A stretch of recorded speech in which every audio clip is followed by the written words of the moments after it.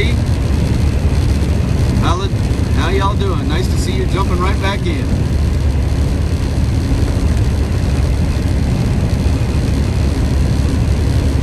As soon as I started talking about the engine that ran on water and mentioned what happened to the guy that invented it, they killed my YouTube stream.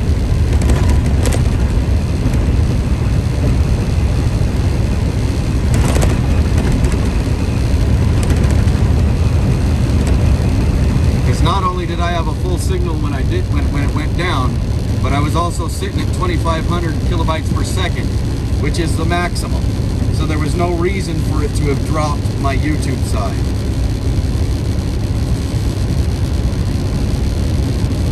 Don't you love it when they are obvious about it?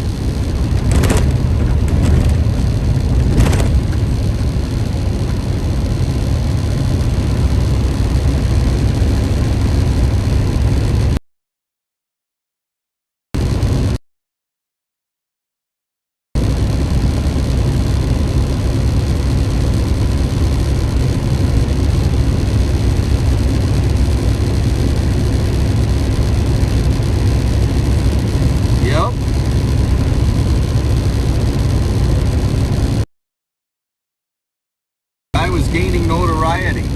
He actually had a vehicle put together that had that engine in it and drove it from one coast to the other and back.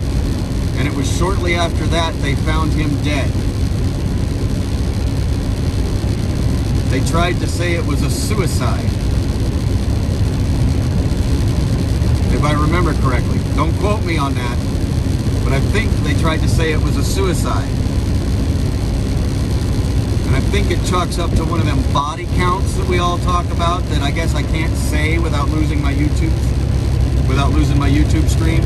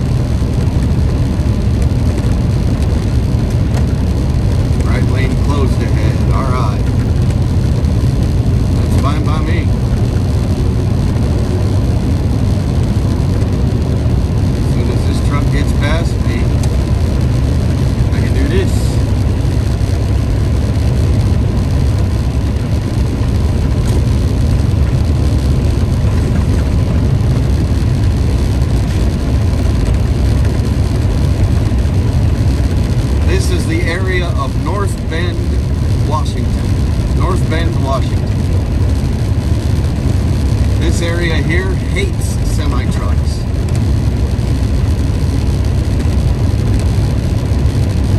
And that's because they built all their fancy houses right up against the highway.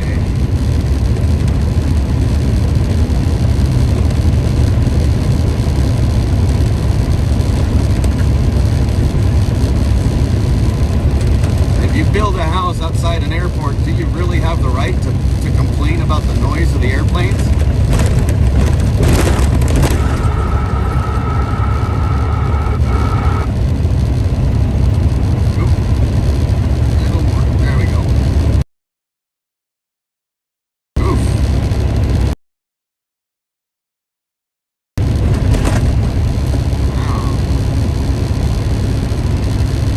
That's your tax dollars at work right there. Let's not come out and fix it. Let's just put cones around it so nobody drives over it.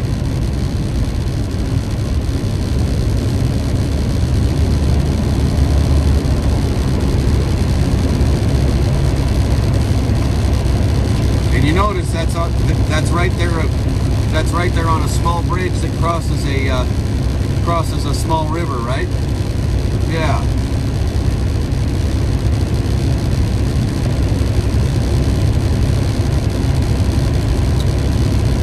Makes me feel real confident driving 80,000 pounds across that bridge.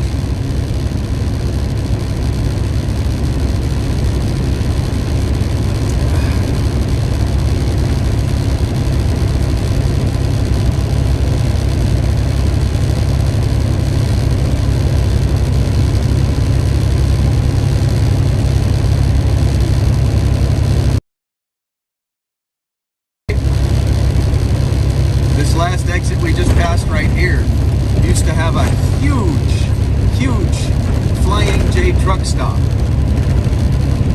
They took it out. Well, first it had a fire, right? So they had to rebuild. They were in the process of rebuilding, and then the city of North Bend passed certain laws that made it so that they couldn't. Eventually, they ended up having to sell the land. The land ended up back in the hands of the city itself, and the city turned around and gave it to the guy that built this strip mall.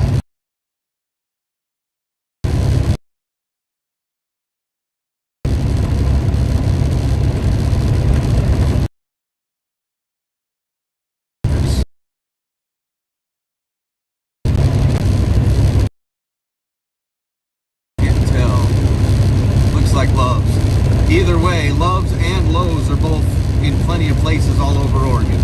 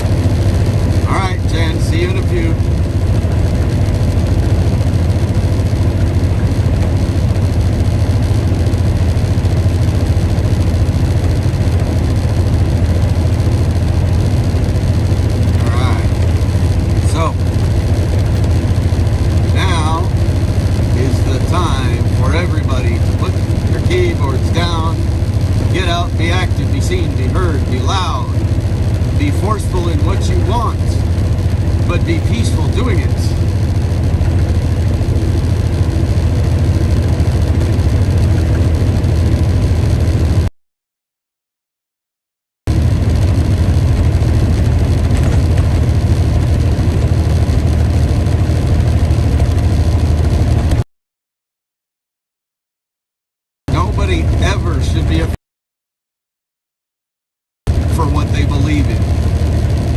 Nobody should ever have a fear of that.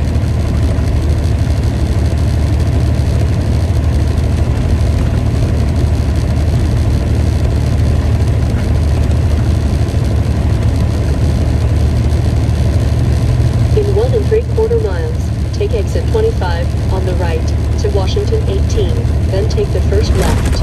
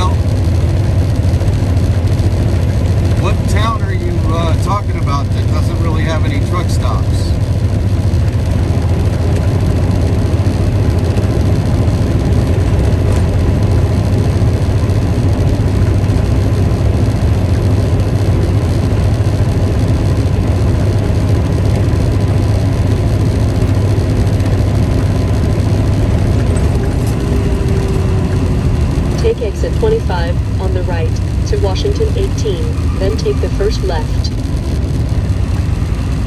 Wow. There goes the rest of my day. We are definitely coming into the Seattle area.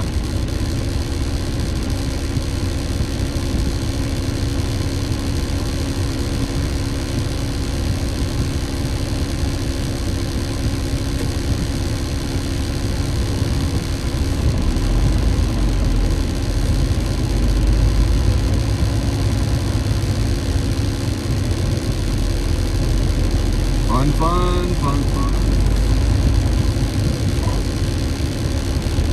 Farm towns. You know, there are fuel stations in farm towns where we can get fuel in the trucks, and there are tons of places all over town where we can park our trucks in farm towns. If you've got a Cenex, I can park behind the Cenex. If you've got a farm and ranch, I can park behind the farm and ranch. You know, there's lots of places in a farm town that you can park a semi.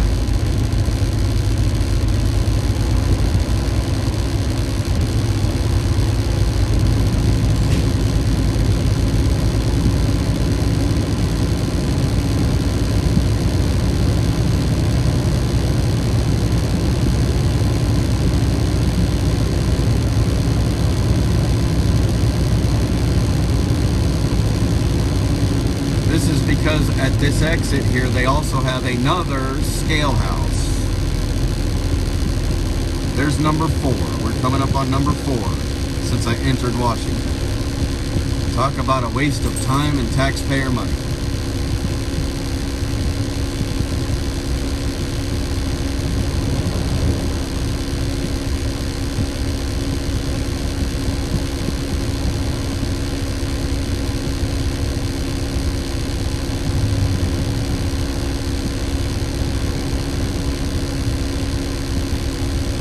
No, you don't need an account with them, Shannon.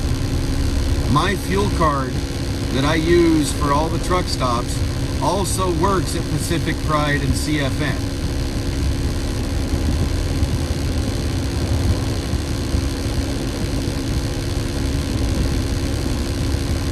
See, I use Comdata and I use EFS, both of which work at Pacific Prides and CFNs.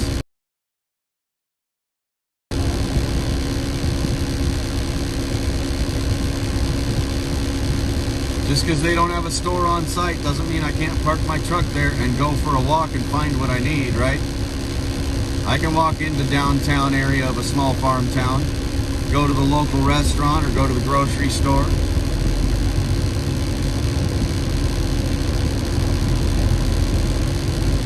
Besides, it's good for me to get out and walk. That way I don't turn into one of them giant fat slobby drivers that can't fit behind the wheel.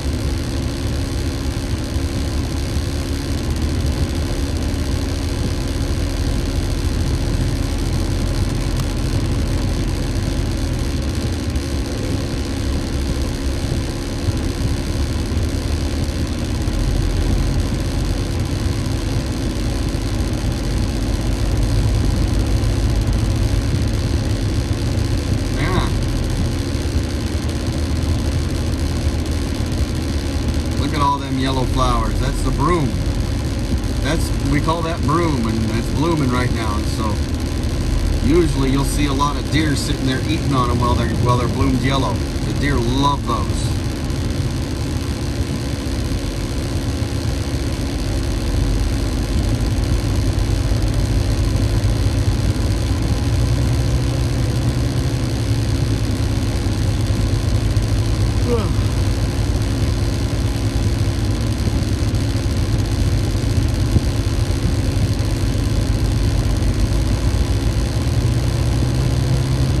Inslee's an asshat. Excuse my language. Sorry if I offended anybody, but it's true.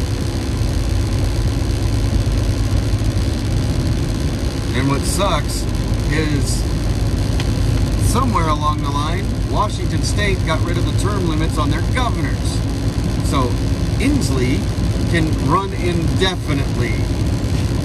He can be in office as long as he wants.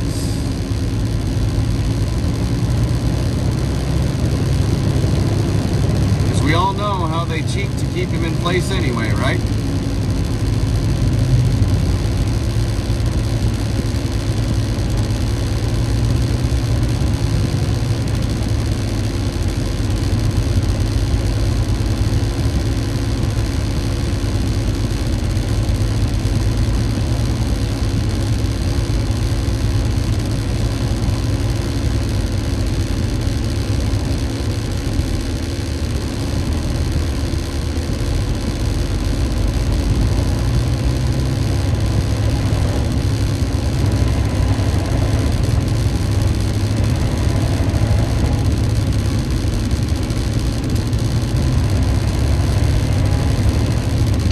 left at the traffic light.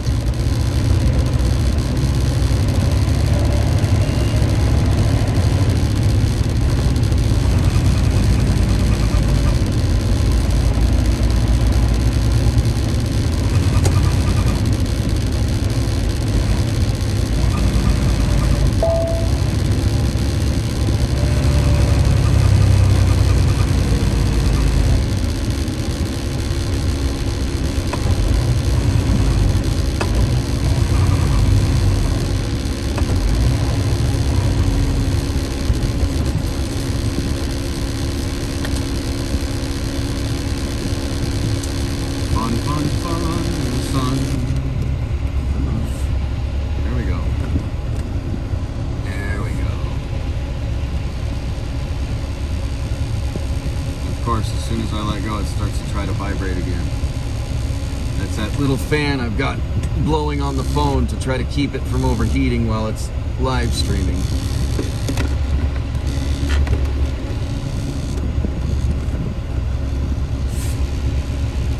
Hopefully it doesn't get too loud.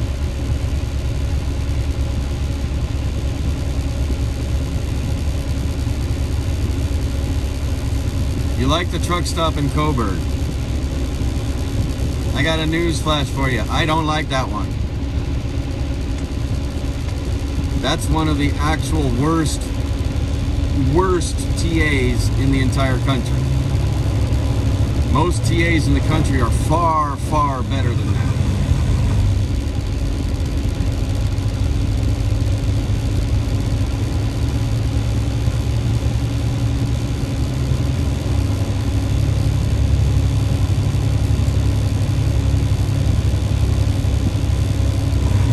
Highway 18, safe travels. Yeah.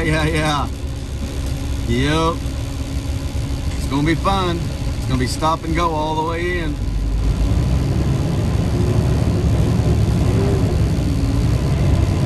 But realistically, it's about my only way to really get in. Oh, yeah, it's about my only way to really get into Puyallup from here. Unless I go all the way into 5 and down and back around and come back at it. But there's no guarantee that by the time I get to 5, I'm not going to be in the same type of stop and go garbage.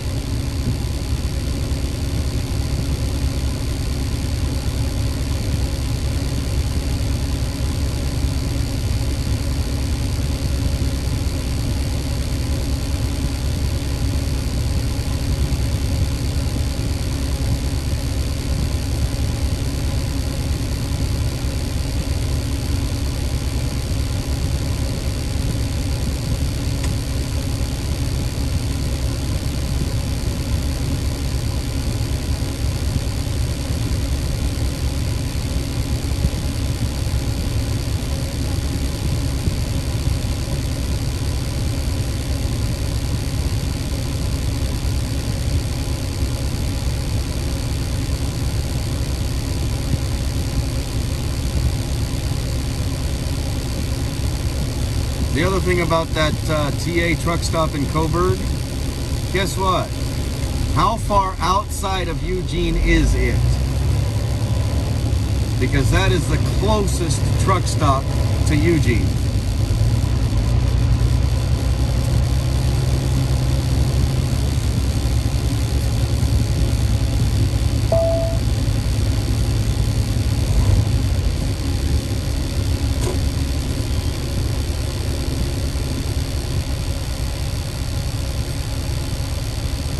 And that should tell you something.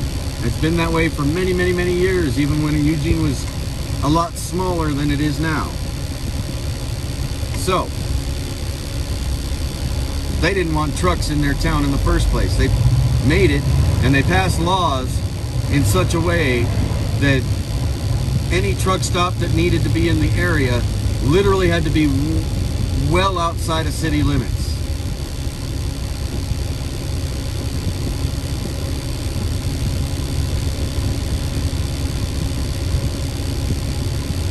And that's what part of the problem is in this country, is almost all of the big cities.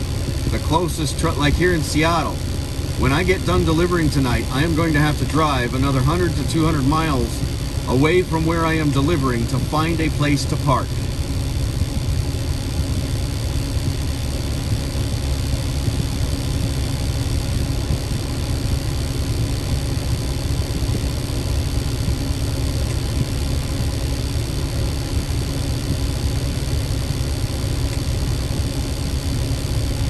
Y'all want your stuff, but none of you want the trucks hanging around afterwards, right?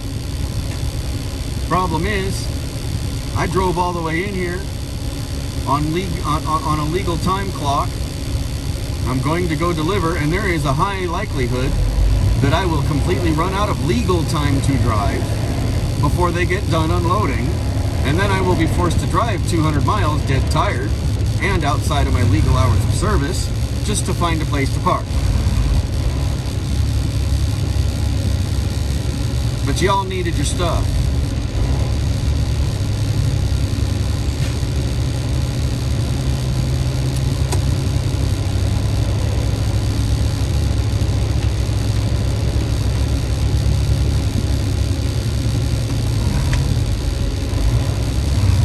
People, quit pushing.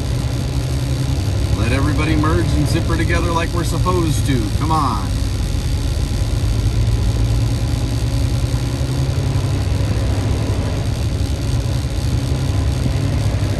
There we go. I think he finally got the picture. I was coming whether he wanted me to or not.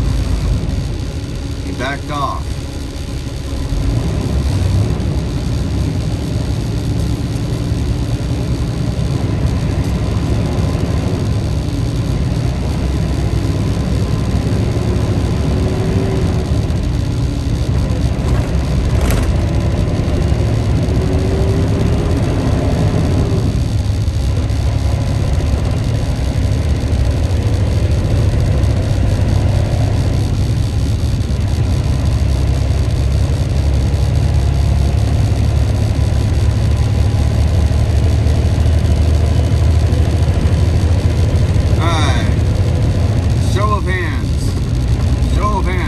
People have a pocket constitution.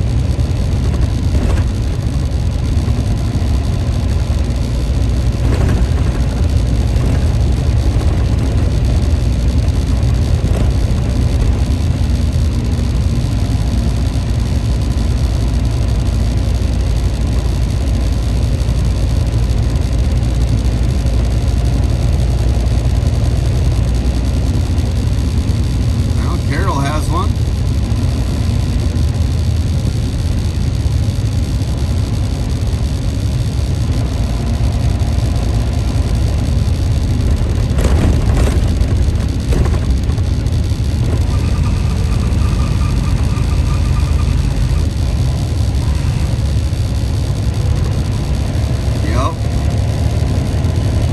Waiting for yours, huh, Cat?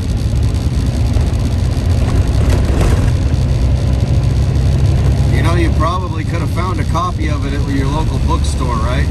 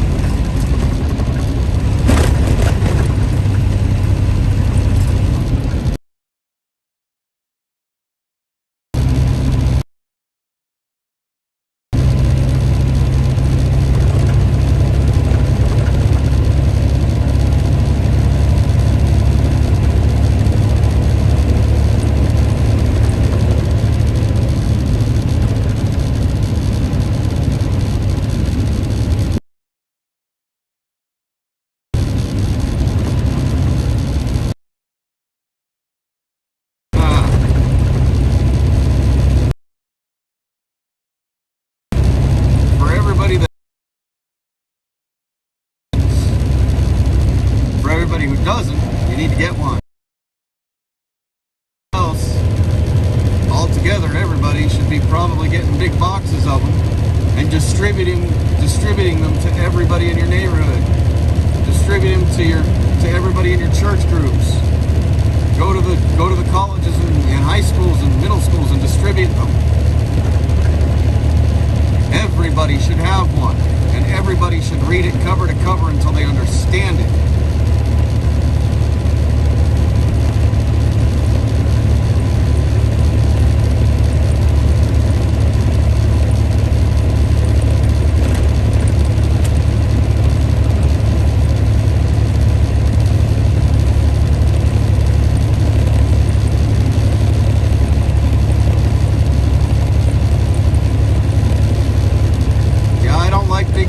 either. I made a mistake many years ago and moved into one for better opportunities and all that. And guess what?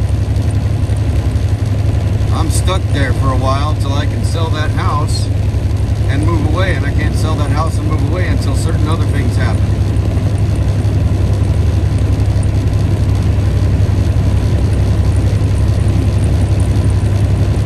So yeah, I was a little bit stupid when I was younger. I should have stayed living out in the farming communities.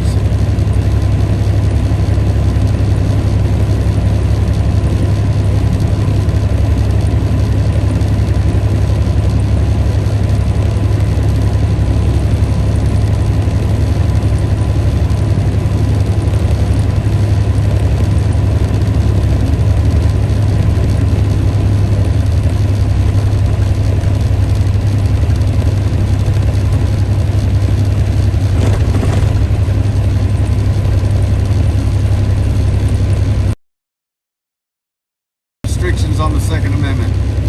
Not legally, anyway. Shall not be infringed means shall not be infringed, period.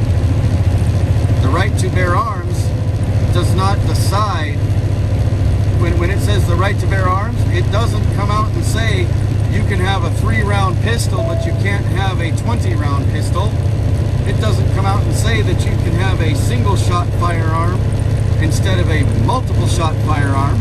It does not come out and say that you can have a firearm that only fires one shot and before having to be reloaded versus one that will automatically fire continuously until it runs out. It doesn't specify that. It doesn't specify whether you can have a tank or not. It doesn't specify whether you can have an F-16 or not. It doesn't ship or not.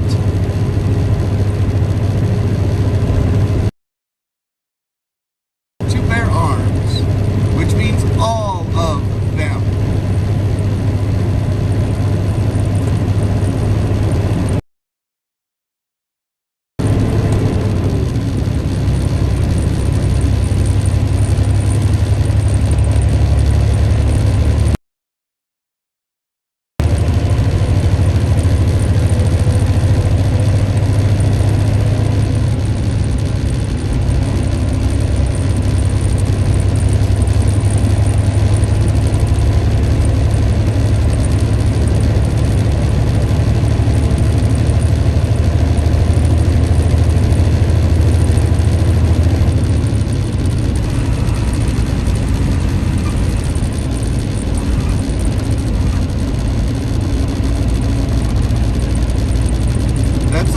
I didn't expect to hold my signal all the way up over that. I usually lose my signal.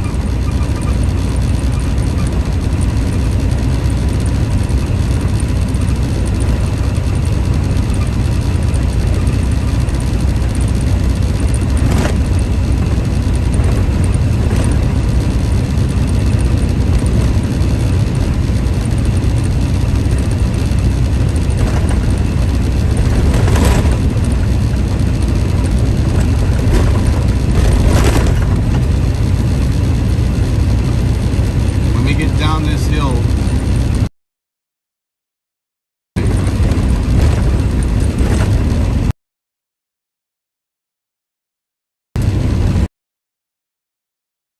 hit, every one of them likes to try to pull the steering wheel out of my hand.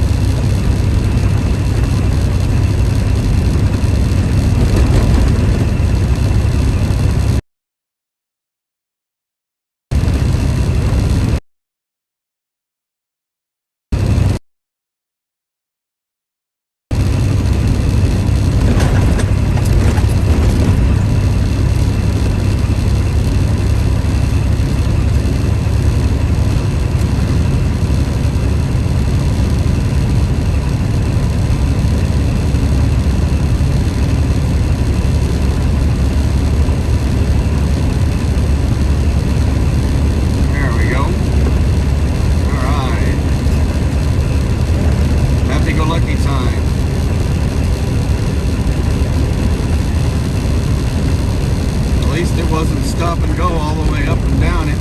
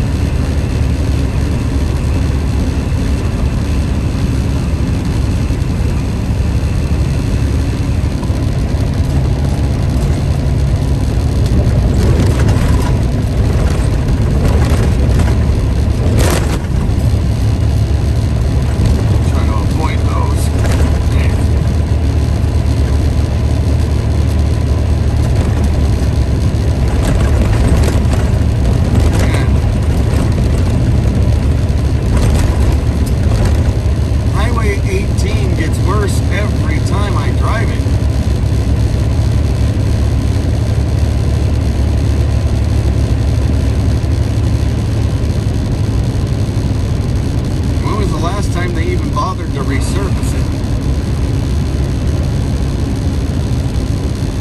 Like 25 years ago?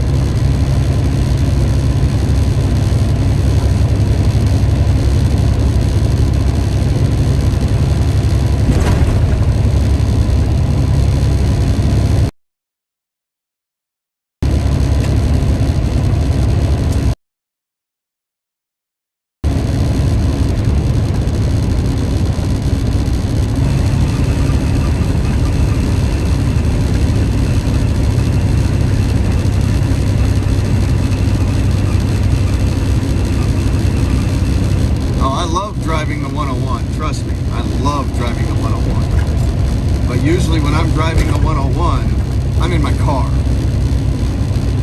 or on a motorcycle. I still like doing it in a semi-truck too, but that's usually in the middle of the night.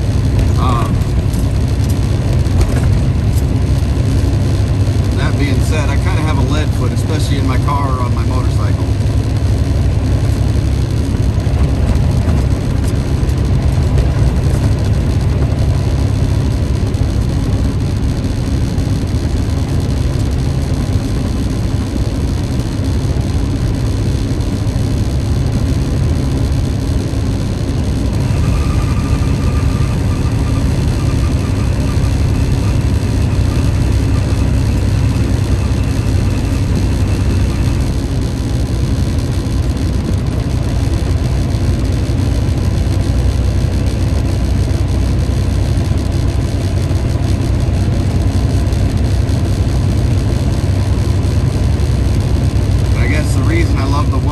So much is because it's twisty and windy.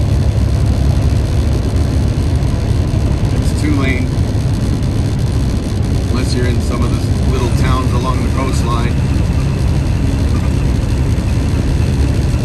I also love seeing the coastline, right? I'm watching over the top of the ocean as you're driving past it on these twisty, windy curves. Love it. Especially when you're flying.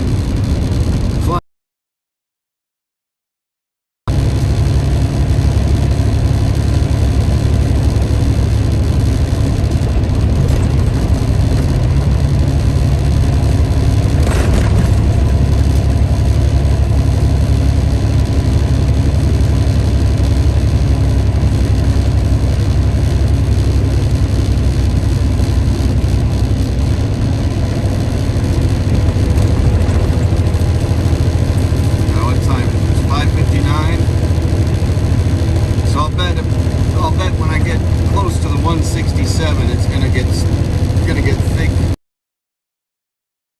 Come stop and go, especially as soon as I get on the 167.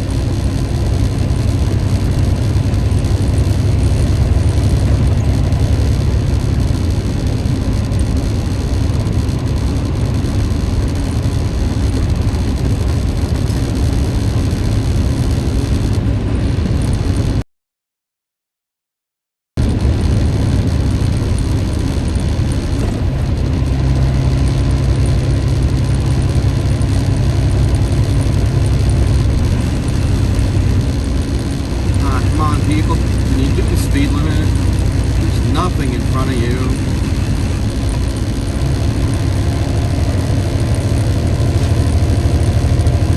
Y'all wonder why trucks go uphill so slow? Because you to slow us down before we start the hill.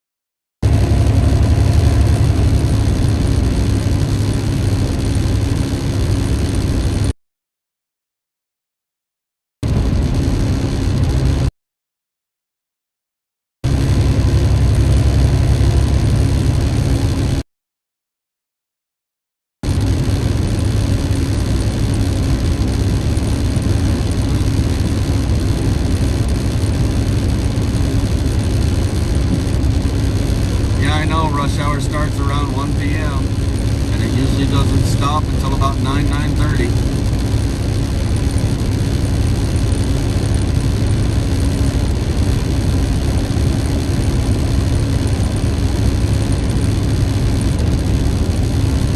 And every once in a while, like say I'm trying to get from Seattle down into Portland, right? Every once in a while, there'll be a day where I will leave Seattle. Even though it's only supposed to be like a 2.5 hour drive, it takes 8 hours. Those days really suck.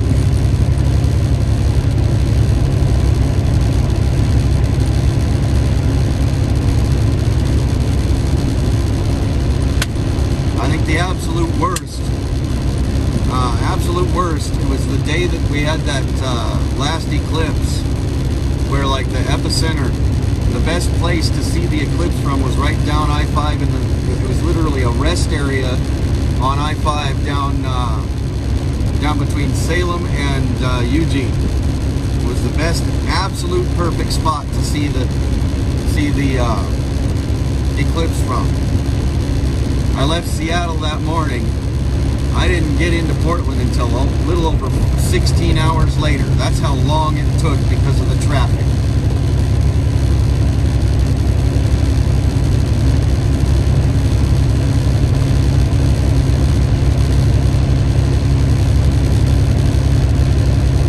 People that I was supposed to be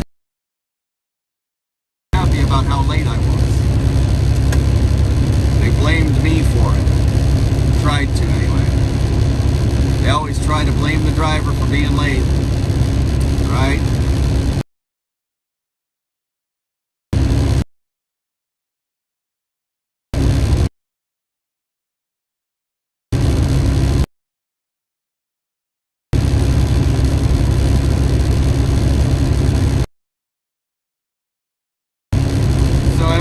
Here. What's going on in your own neighborhood?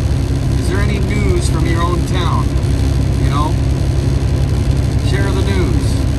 What have you seen with your own eyes?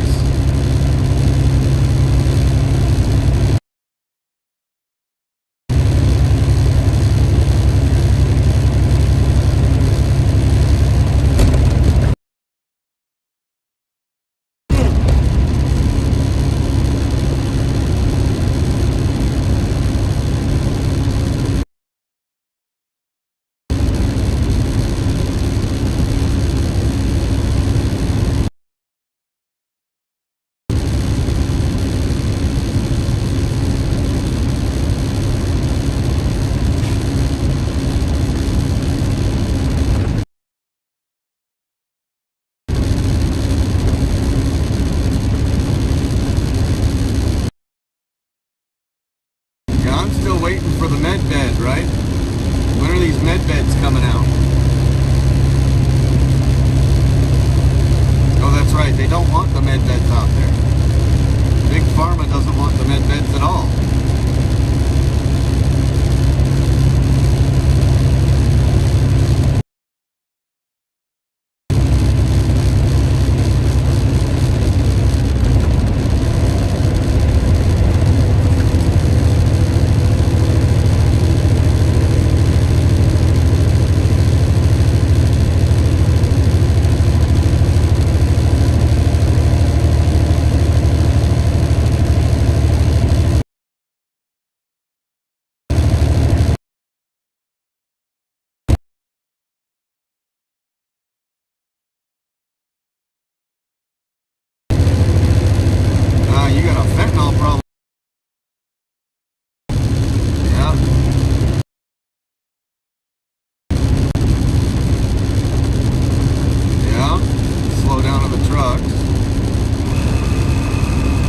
be expected with these fuel rates where they are. And see, the fuel prices are extremely high and the freight rates are extremely low. The freight rates right now are lower than they've been in 15 years.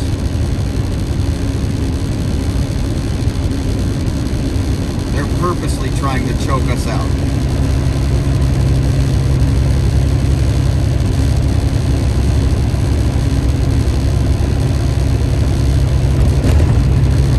You're in Michigan, huh? You know, I was actually born in Michigan, in Detroit, Wayne County, Mount Sinai Hospital. I still got family in Michigan.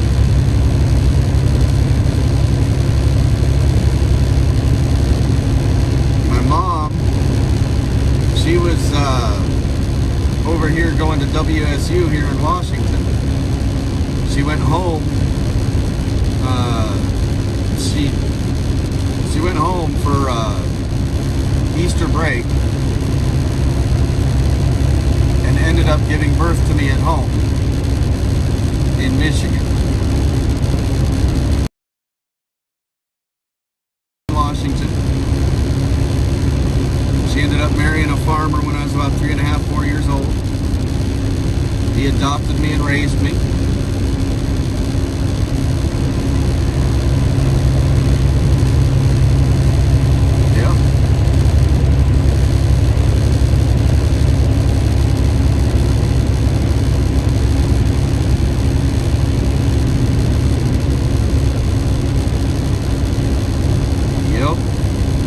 Sad when that happens, Kat.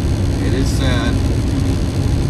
The only thing you can really do is offer the help they need, and if they won't take it, that's their problem. But please, don't ever take your eyes off of them when they're on your property or in your house.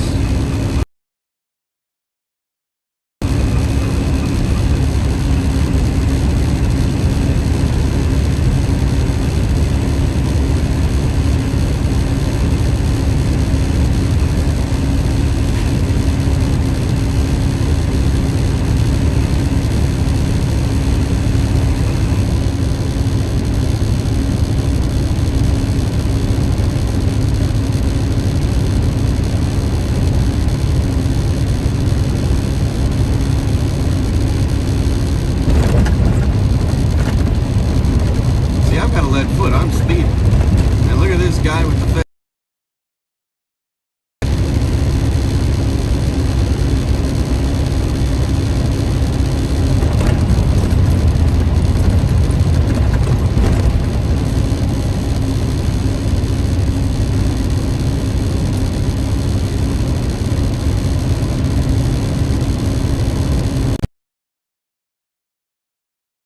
All the way back out of town.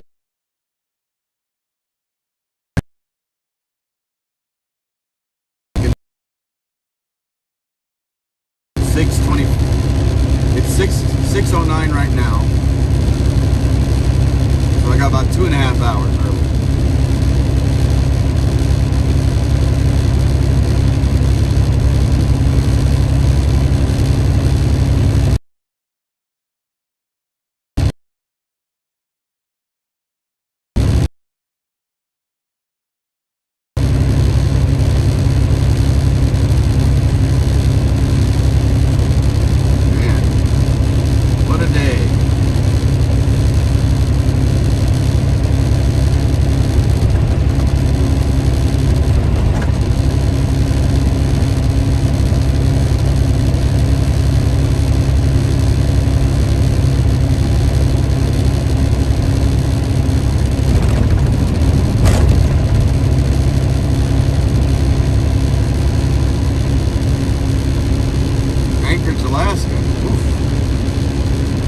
I've been up there.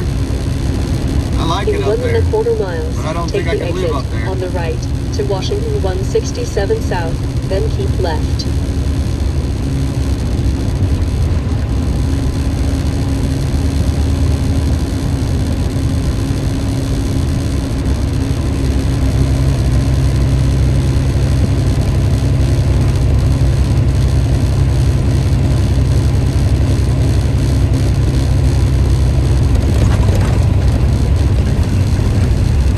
Let's all go bumper to bumper and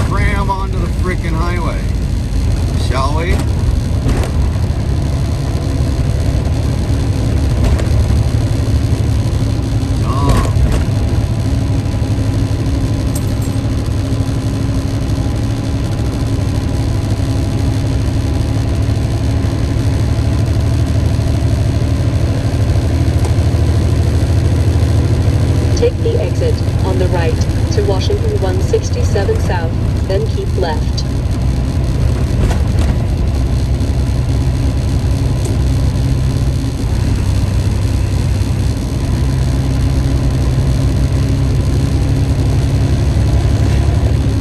Keep left to Washington 167 South, then keep right.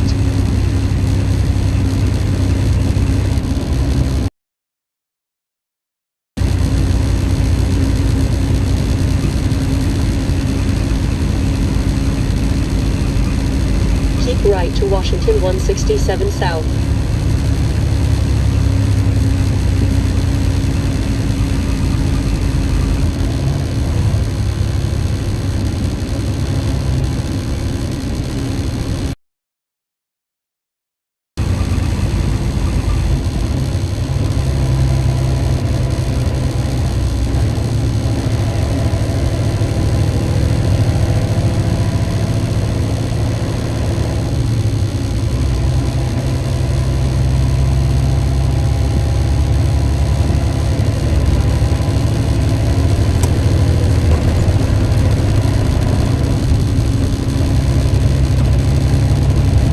Continue on Washington 167.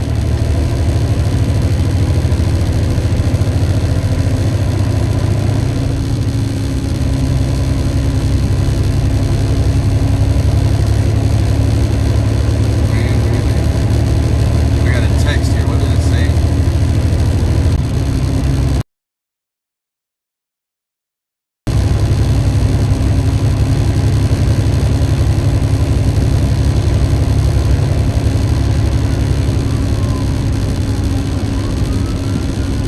Oh boy, look at that. Somebody pulling some traffic enforcement in a completely unmarked car in Washington State, which actually is illegal. You can't do traffic enforcement of any kind in this state unless your car is clearly marked and identifiable. And most people in this state don't even know it. They end up getting tickets from guys who were in cars that were not marked. They know they should have never been given a ticket in the first place, but if they knew that the ticket came from an unmarked officer, they could easily get it thrown out of court simply because the car is not marked.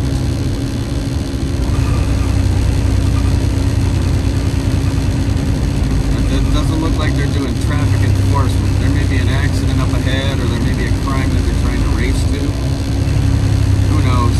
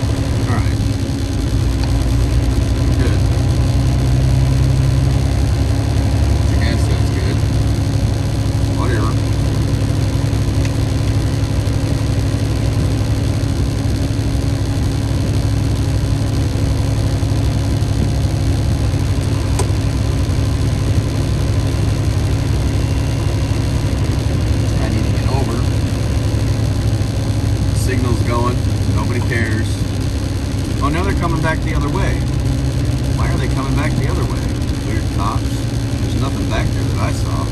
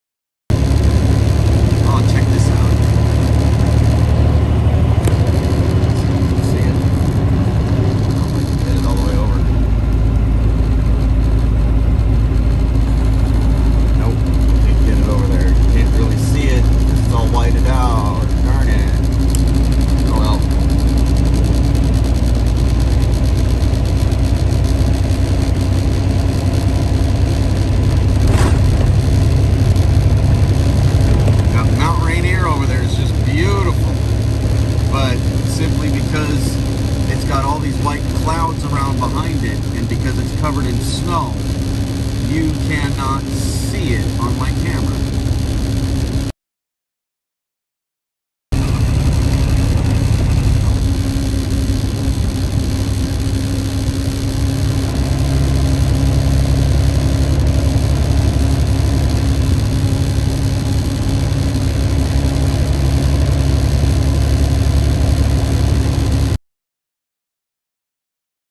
I get a place to park over here. I've got about two to 2.5 hours to kill before I go and deliver.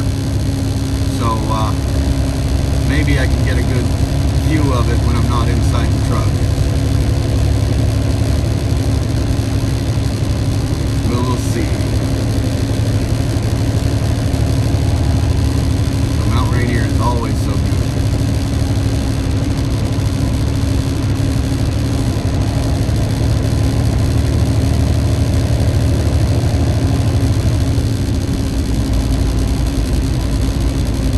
History was one of your favorite school subjects. Hello, Rosie Rowe.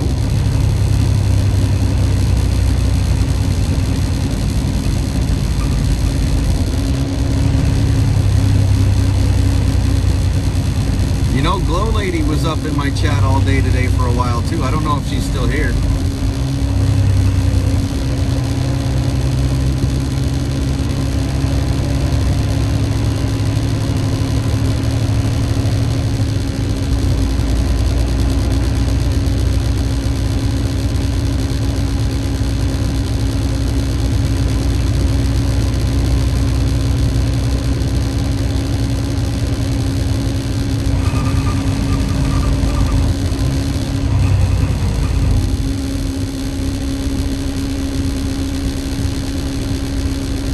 More cops coming. Wow.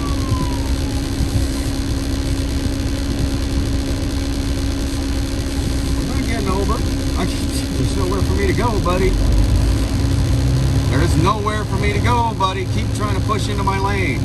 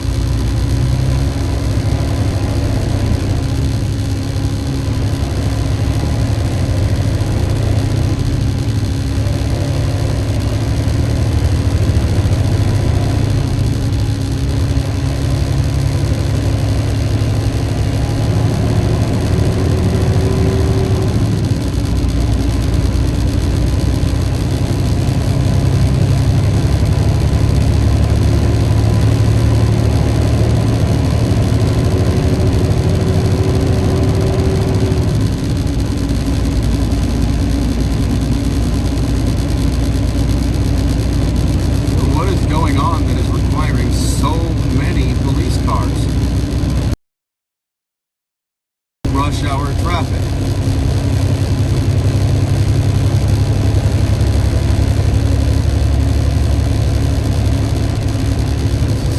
Stupid. And this guy's an idiot. You're in my kill zone, buddy.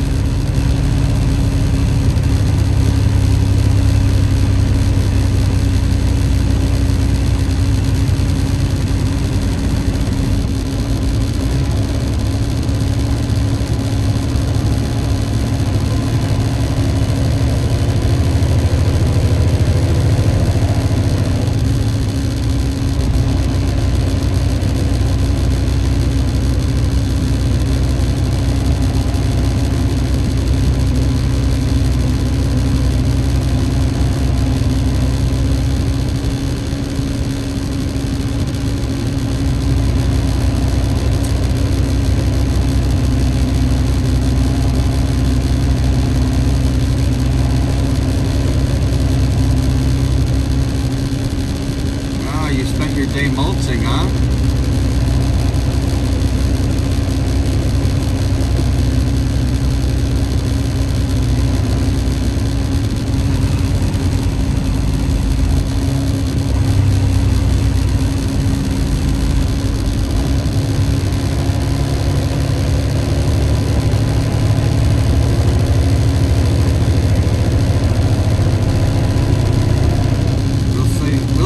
they'll be nice enough to let me in the gate 2 hours early.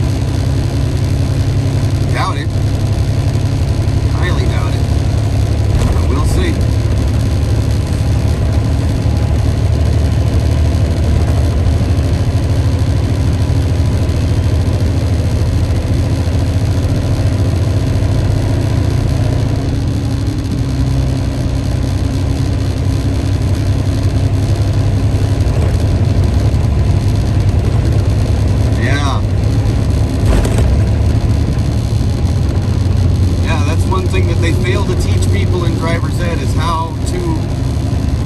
Yourself in your car in traffic around semi-trucks. Complete failure in teaching people how to do that, right?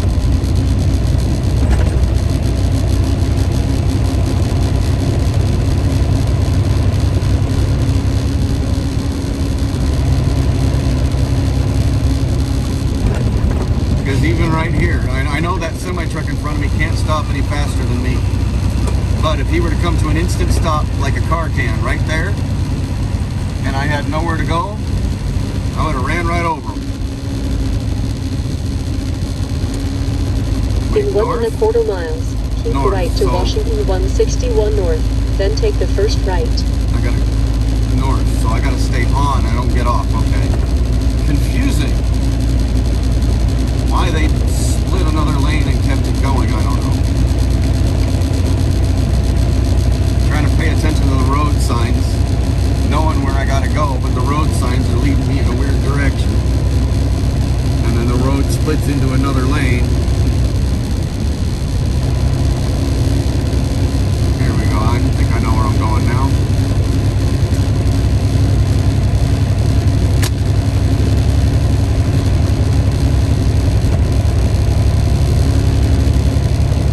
And if it's wrong, I know a place I can park up over here.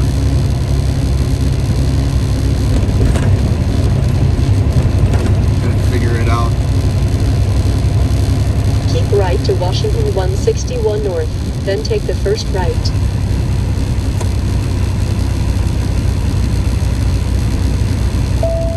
This is a right and then a left.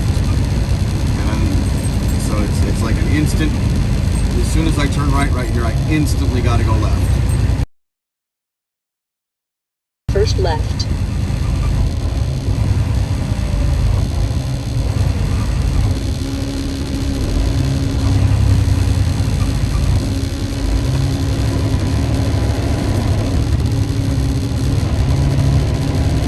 Turn left at the traffic light.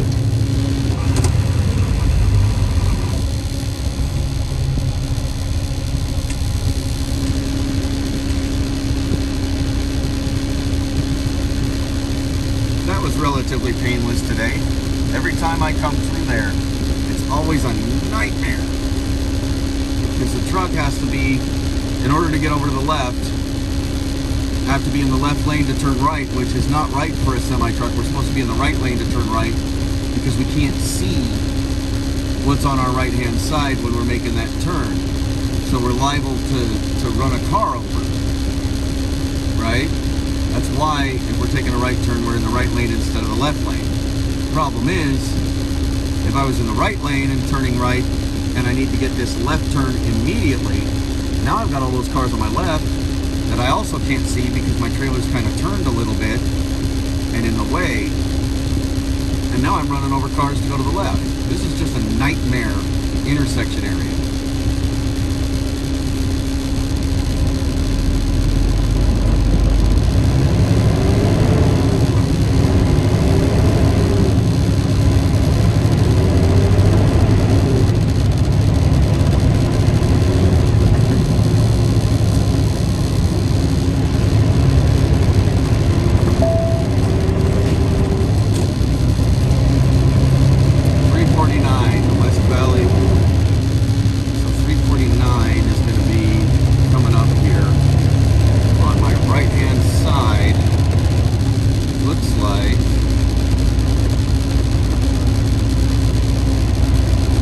On this entrances.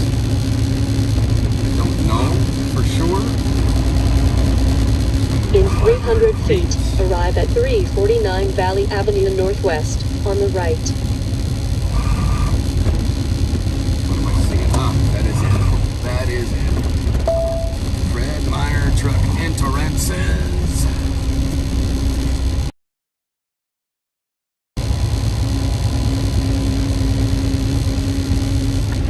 Oh. Speedy bumps.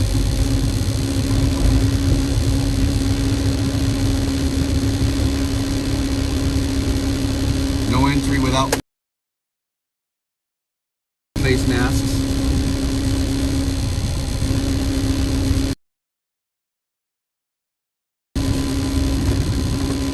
I'll be back.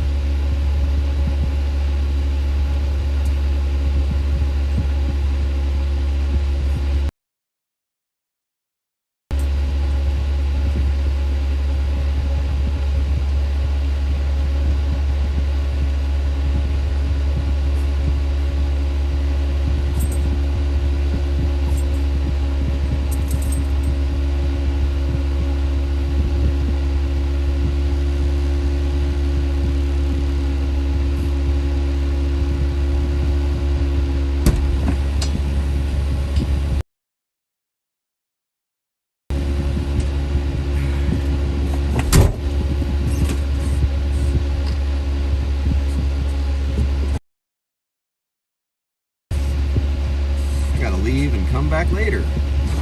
Yay.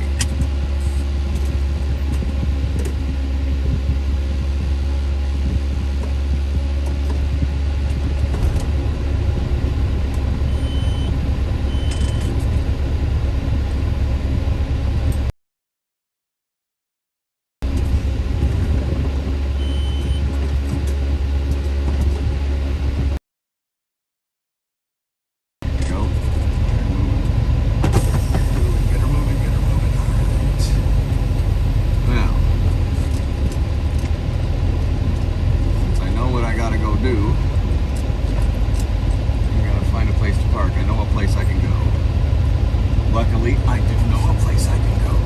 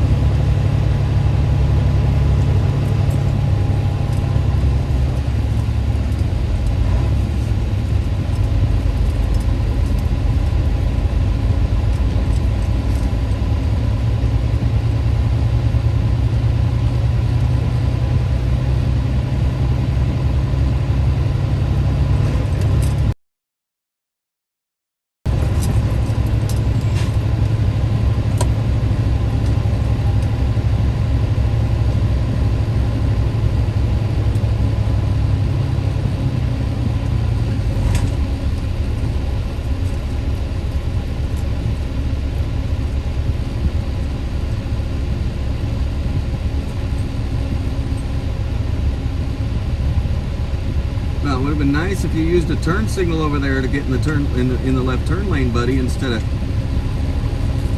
coming all the way up.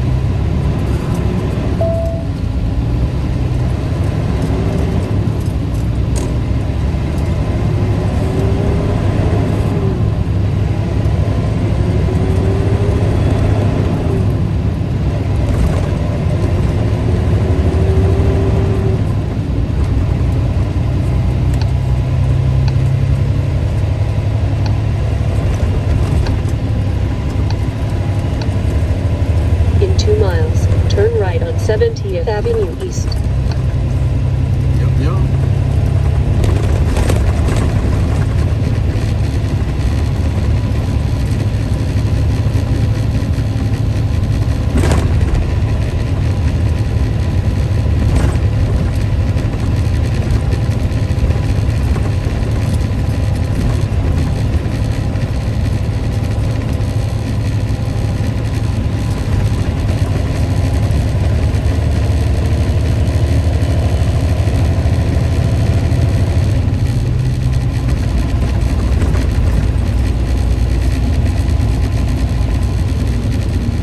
speed limit's 35. I'm doing 40, and they're all passing me like I'm nothing. That's another thing that's wrong right now in this country.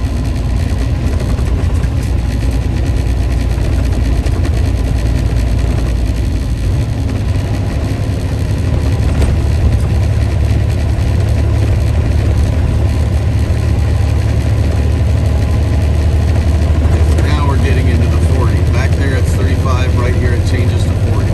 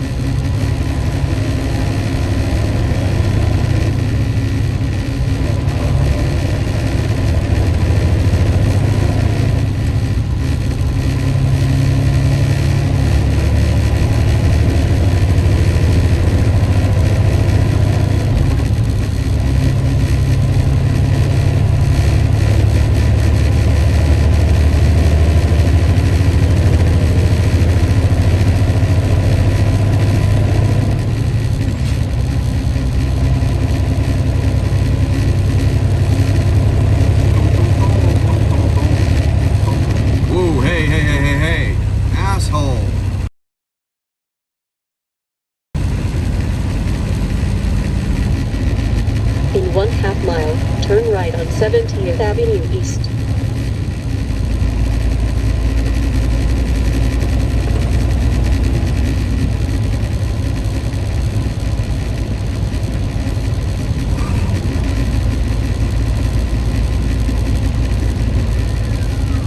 Wow.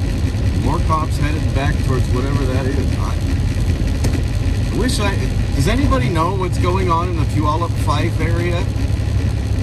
Fife is spelled F-I-F-E. Puyallup Fife. Turn right at the traffic light.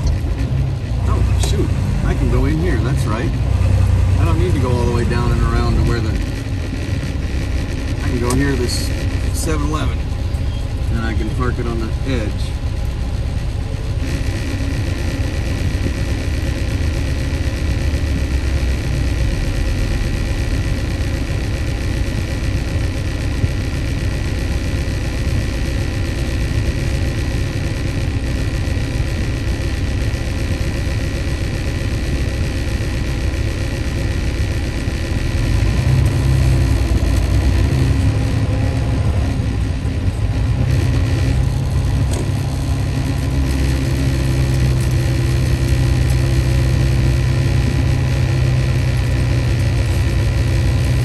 What everybody needs. 2 hours sitting at a 7-Eleven, right?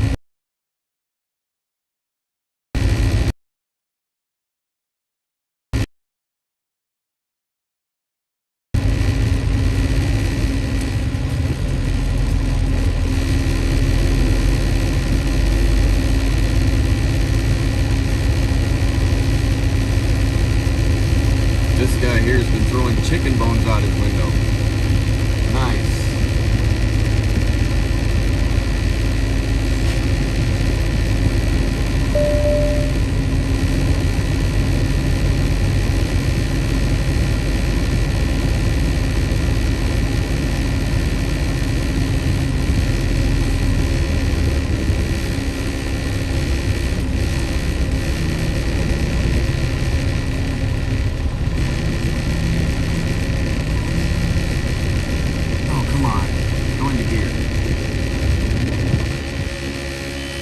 Stupid machine. That computer in that transmission hates me.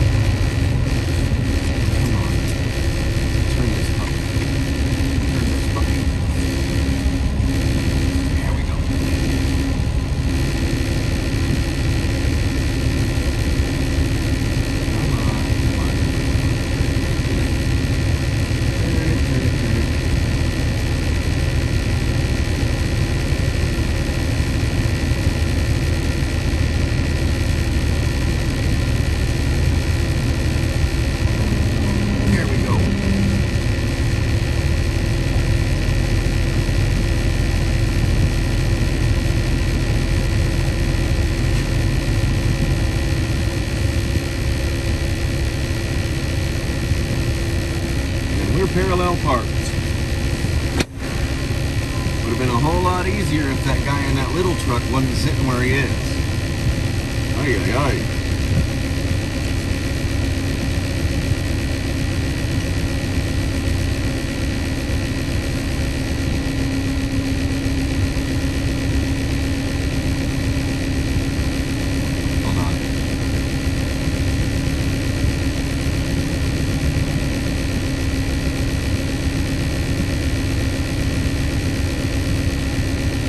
Hey Siri, set alarm for 8 o'clock. Oh, Siri ain't listening. Alright, let's go this way. There we go.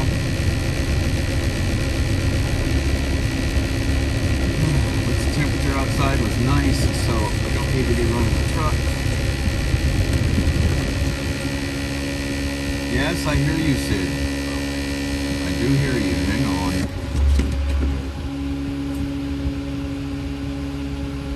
You're gonna wait for me, bud.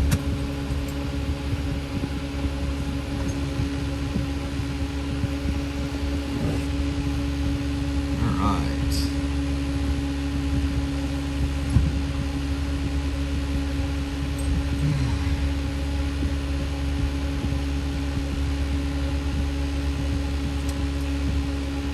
There we go.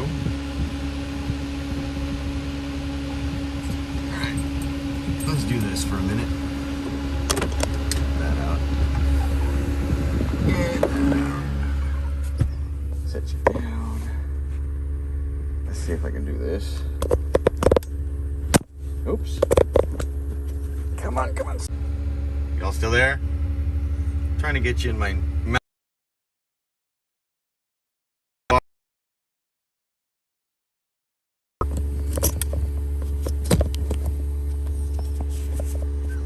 There we go. I think I got it.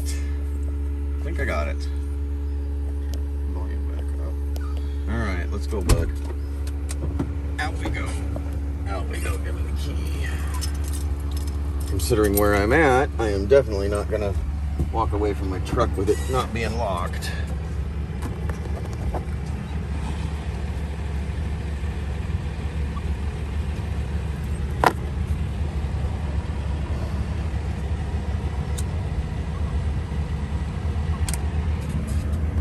Come on, buddy.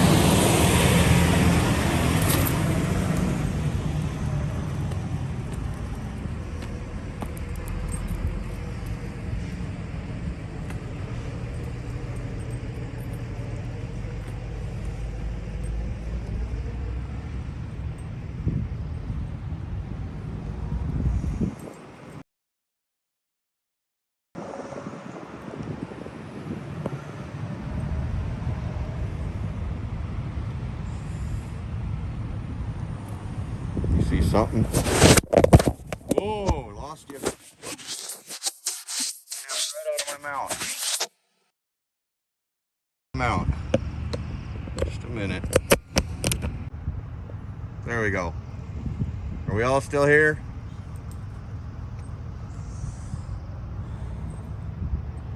Look at how nasty this is. This is everywhere you go in Seattle.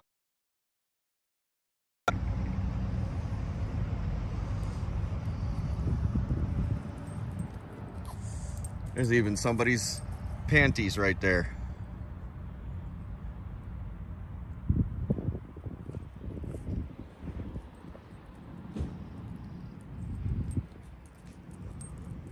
What you doing, Sid? What you doing, Sid? No. Not the chicken bones.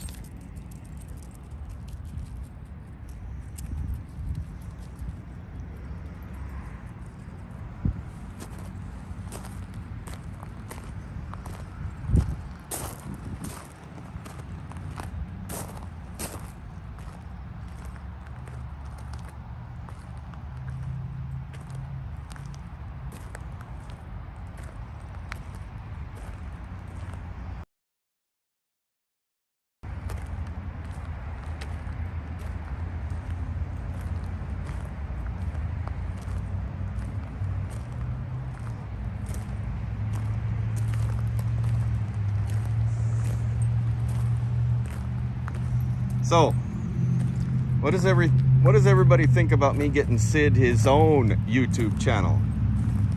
I would love to do that. I would love to get him his own YouTube channel.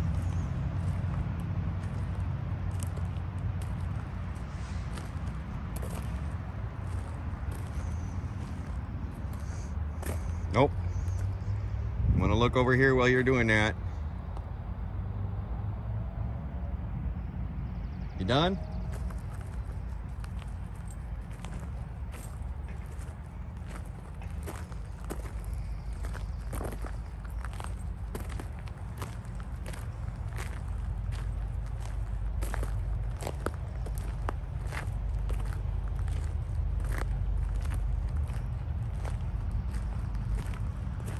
Oh, good. Because that leads right up to the back end of somebody's apartment complex. I wonder where that goes. Sid! Come on. I know you heard those voices over there, but that don't mean nothing, bud. And that goes to a locked gate. Alright, so we're not going any farther, really. Protection of this natural wetland is in your care. Alteration or disturbance is prohibited by law. Please call the City Office Department of Community Development for more information. Wow. It's a small preserved wetland. This is it right here. That's it. That's all there is. That's all you get to see for a wetland. Come on.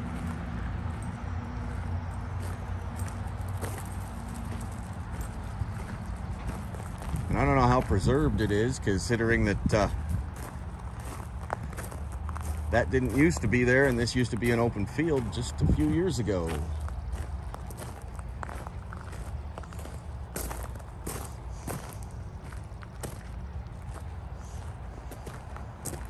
And of course they've done this, right? Whatever water comes down that little waterway that's kind of in the preserved area spills out here and just stagnates, turns into mosquito nests.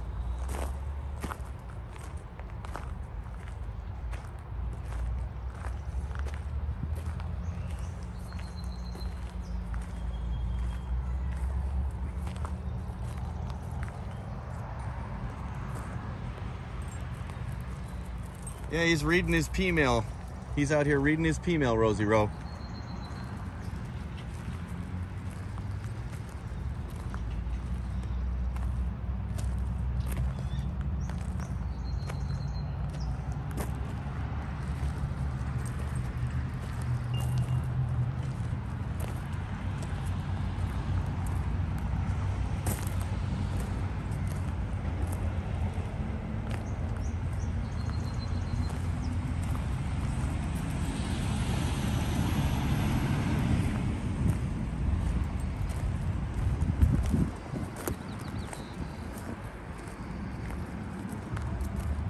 Come on, bud. We're gonna go back to the truck. You're gonna go in the truck and I'm gonna go into 7-Eleven. Get me one of them death dogs, I guess. You know, that hot dog that's been on the roller all day long? That's a death dog. Come on.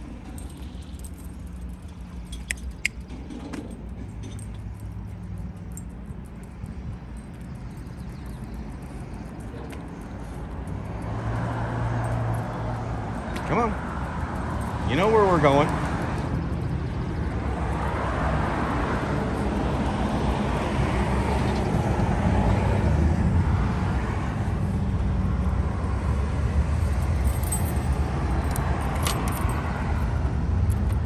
Oh, come on, I can't get it unlocked. There we go, I think. Yep, there we go. Had to switch hands.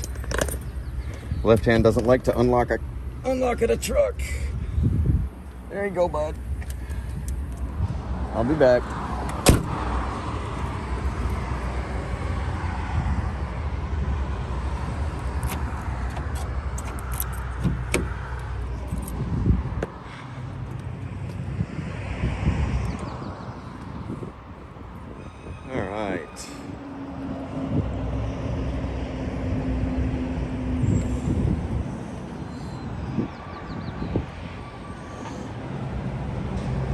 Hey, what's it like to be hauling the most precious thing in the world right now?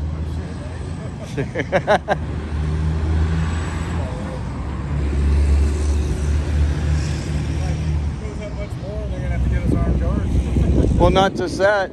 Guys like me, if it goes up another 50 cents, You're not working. we're turning the keys off. Yeah. We got no choice. If you're owner operator? Or, Yeah. Yeah, I mean, you can't. You either have to jack your prices up. Yeah, good luck. We've been trying to jack the prices up and they keep driving them lower. Right Really? now, the freight rates in the industry are lower than they have been in over 15 Seriously? years. Even the price Yes. of gas, fuel, and diesel the way it is? Everything, yes. Well, that's going to give. Something gives. Oh, yeah. So you're not going to do it for free. That's right. Then you want to see screwed, then you're screwed. We're literally on the verge at the moment. Have a good day, man.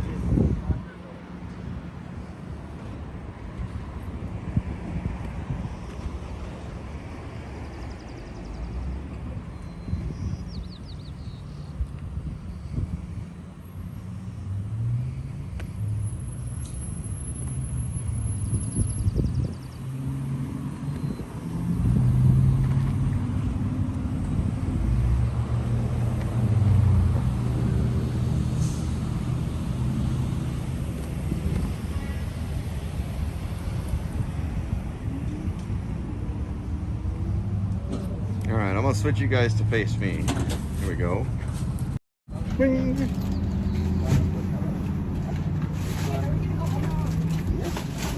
I think this is the door that goes in. Yeah, it does. All right. What's this?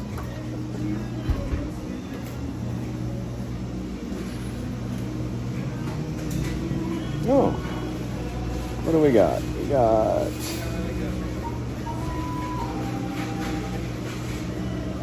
No wonder that guy was throwing chicken wings out his window. Let me show you. There you go. This is why, because that's the food.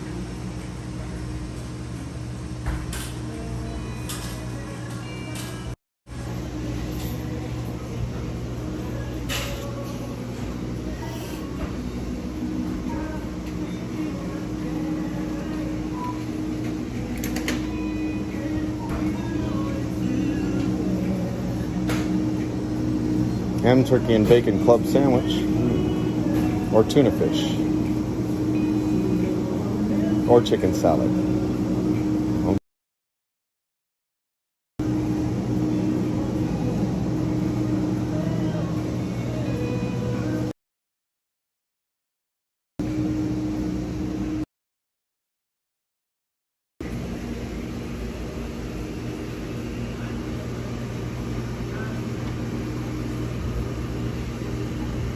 How do you know which dog is which? What? Oh, okay. I didn't look back there. Thank you.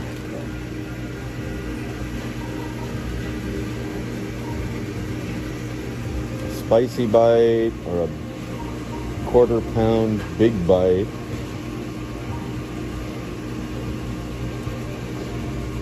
Wow. I say no thank you. Let me find some other stuff here.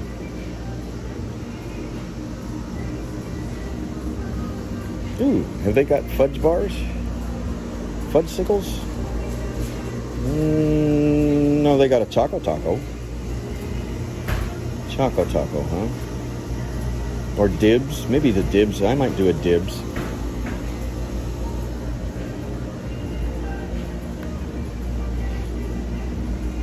Is there any real food in here? There's jerky. Jerky. Turkey, jerky. And of course, liquors. Lots of liquors. See? I don't know if you can see. Alright. Liquor. A lot of liquor.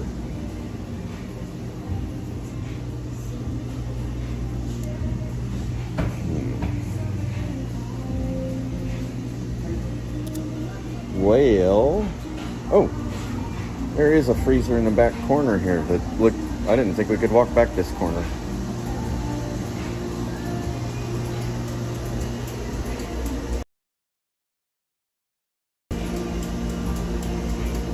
mint cookies and cream, caramel butter pecan, double cookie dough, sea salt caramel,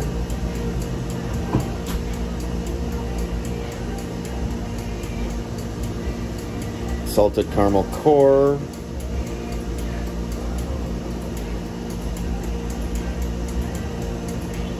whoa, look at these prices. Look at that.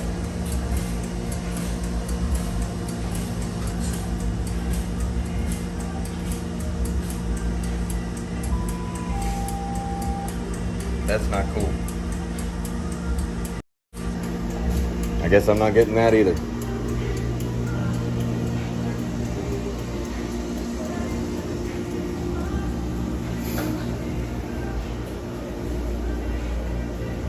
So I get the dibs.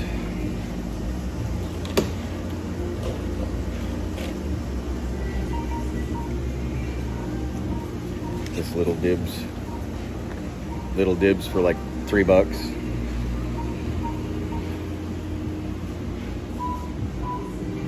And then we'll go.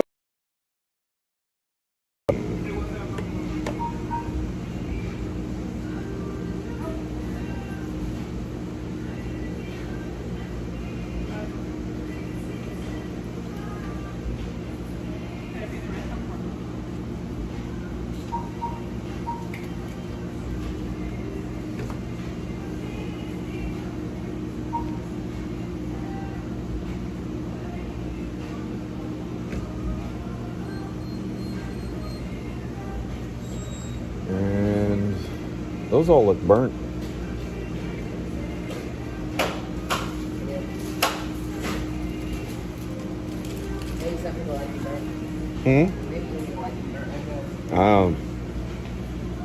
I don't know anybody that would like a burnt flavor. Maybe this one. Oh, nope, that's not gonna work. Maybe this one's I was looking at this one, maybe. Oh, well, if I won't eat it, my dog will. Give me a second to move all this up there.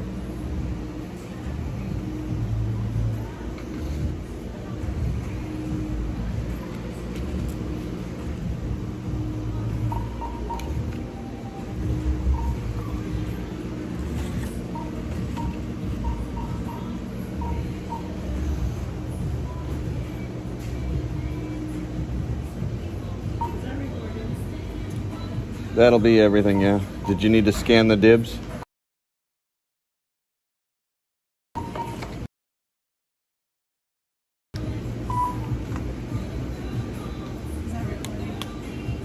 How much? It's only facing me, see? It's only facing me.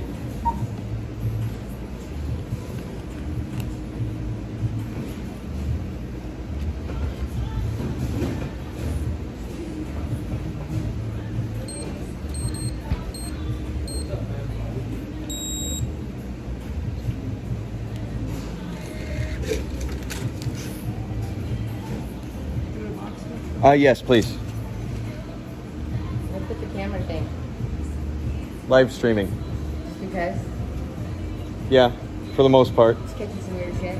Did you ever hear about the People's Convoy? No. Should I look it up? Yeah. Alright, I took part in the People's Convoy, and we've all got FBI all over us because we stood up and dared to fly a flag and say, we want freedom. We don't want this BS. And we did it peacefully. well, they do what you gotta do. Right. So now we stay live streaming so that if anything happens, it's caught on camera. Thank you. Yep.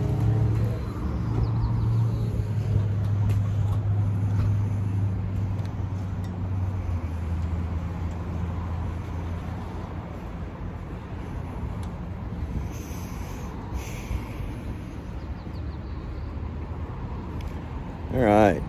I know, I probably didn't give out enough information, but just telling them about the People's Convoy, they'll actually go and look it up later without having known any of the information I could have given them, and they'll find out on their own. Most likely, if I had told her a lot of information, she probably would never go look it up because of, you know, the type of city I'm in right now.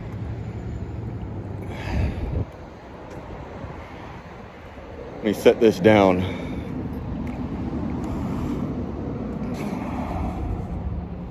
So I can do this and put you guys back out that way. See what I mean when I tell people my truck is extremely identifiable? There is not another one out there in this country that looks like it.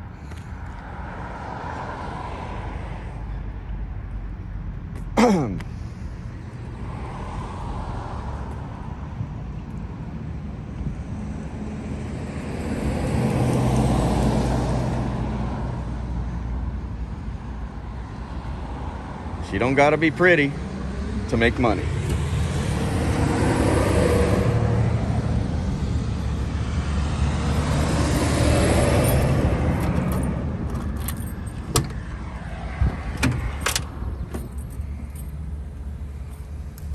There's my haul.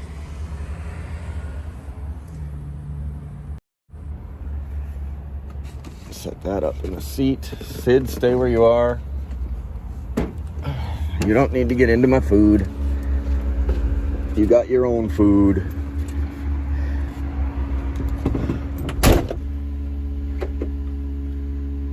All right. See if I can do this. There we go.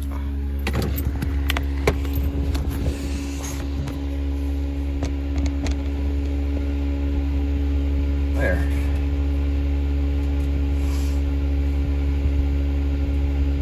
See how these are. You can see they're kind of burnt on edges here. Don't know how they did that. They're all right.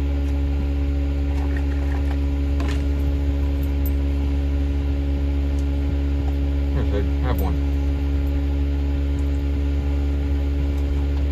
It's kind of spicy.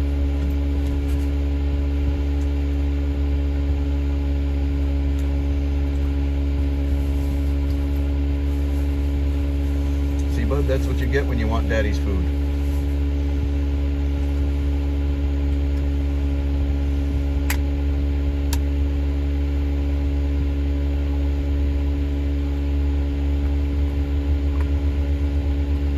Hey, little big rig. Nice to see you in my room. Let's see, did everybody see the price of that the little pints of ice cream? Did you see that?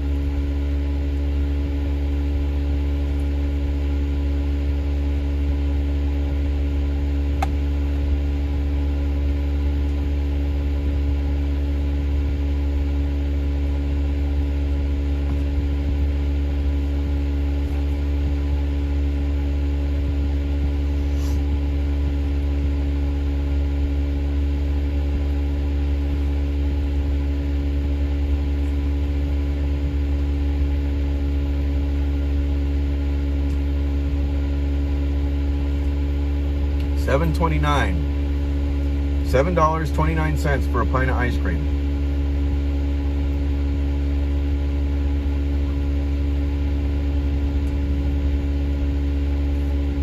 That one?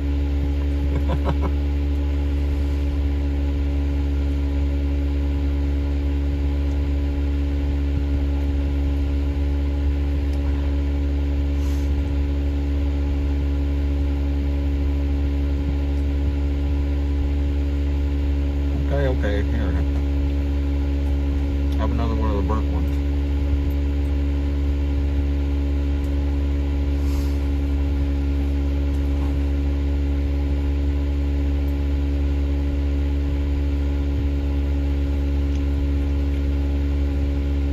Yep. Veteran.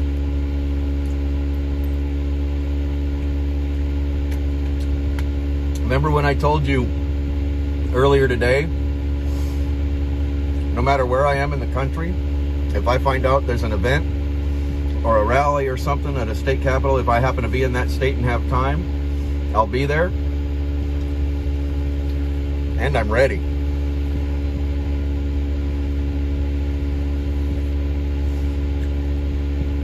I'm ready to have those flags out the door in a heartbeat.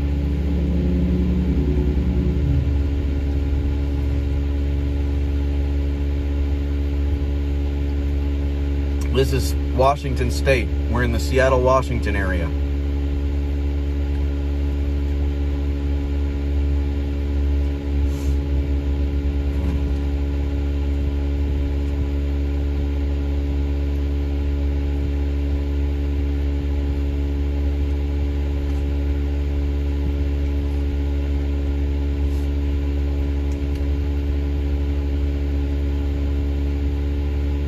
Let me say something.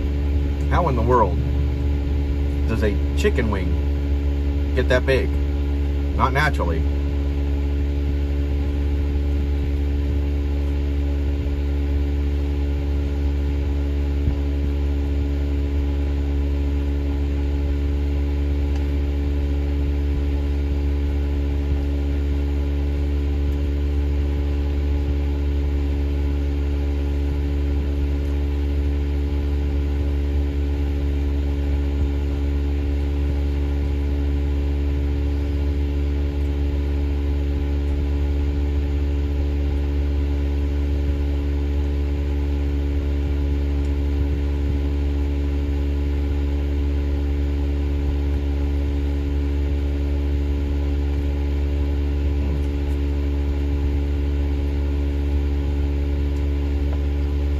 No, it looks like a leg, but it's a chicken wing.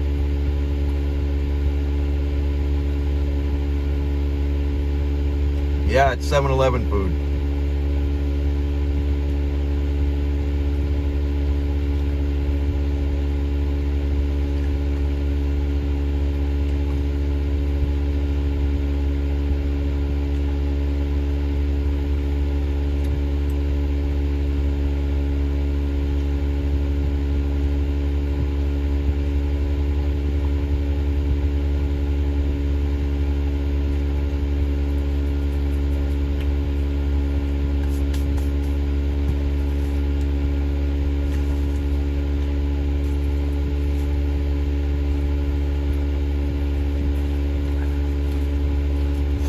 Just wondering where in the world does 7-Eleven find chicken wings that are as big as chicken legs?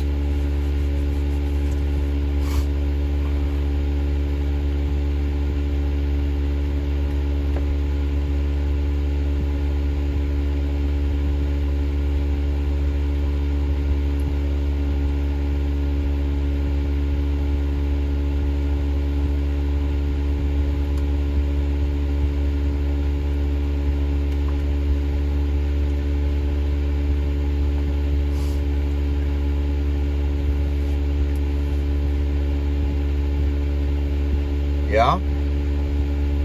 I better get to these dibs before they melt. So I'll do what my grandma does. I'll have dessert first, right? Even though I've already had a little bit of the chicken. How do I open this? Ah.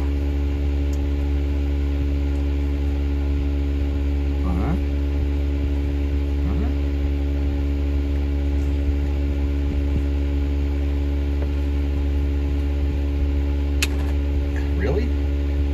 The little pull tab broke off. Let's see here. Can I?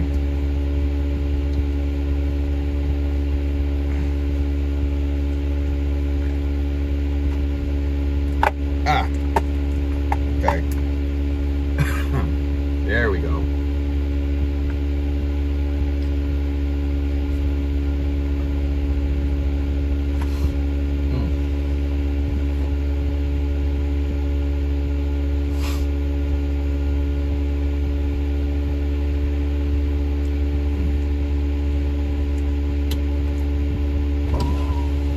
That way, we got to do this so we don't get too warm in here. Because it's a, let's see, what does it say?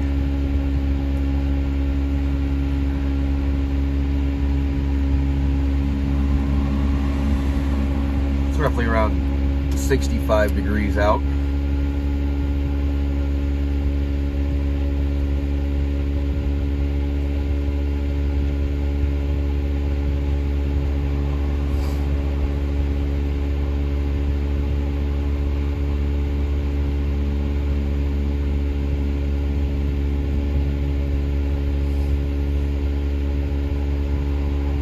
Hey, little big rig, I'm gonna do you something here. Go ahead and put out information all you want about the people's movement, and I'm gonna give you a little present here.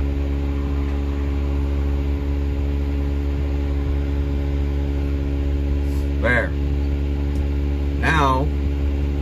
Now you can drop any of the links you need to put the information out for the people's movement.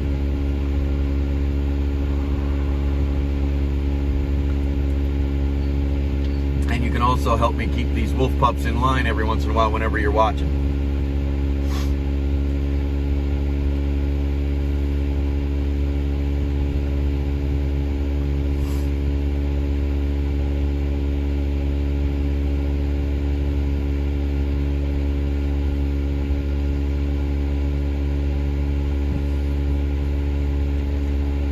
Rosie, you're not supposed to be making me hungry, especially not when I've got this crappy 7-Eleven food right here that I'm afraid to eat. I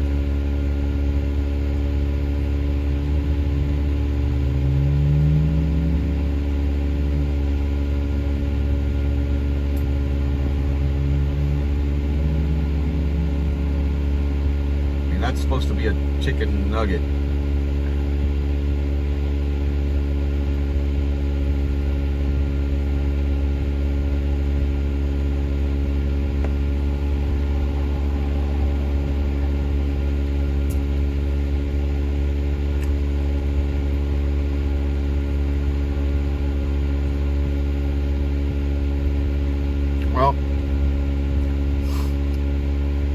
As long as you have that wrench, you can post links to all of the information for the people's movement. Whenever anybody asks, what's the people's movement, or how do I get in touch with my state lead, or whatever, you can drop the link for them right here in the chat.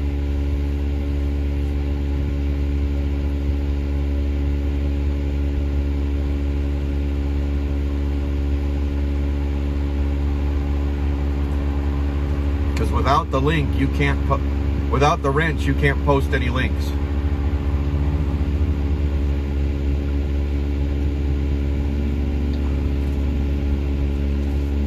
Of course I trust you. Us Convoy folks, we became family, right?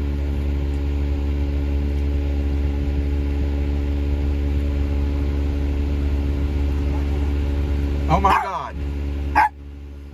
I just got found.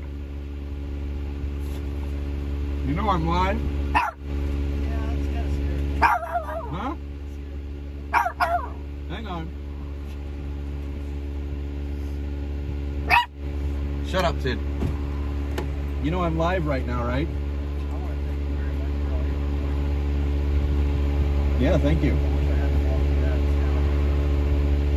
I'm gonna keep going. Even though I gotta stay out here and make money right now, I'm still gonna be going.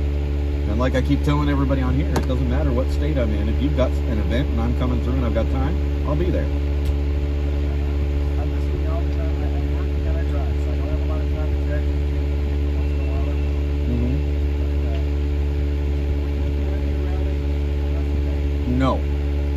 No, I was with them in Sacramento. I left 2 days ahead of them. I picked up a load out of Reno and came up to Seattle and delivered it. And as they were coming up to Olympia, I was going back down into Portland with another load. I was actually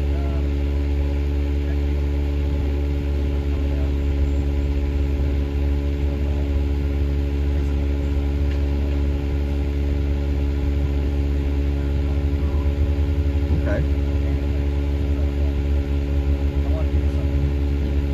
Okay. Thank you.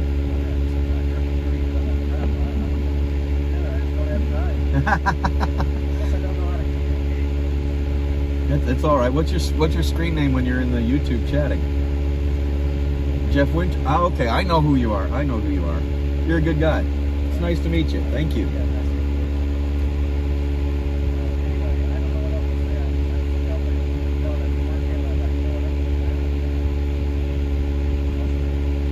Yeah.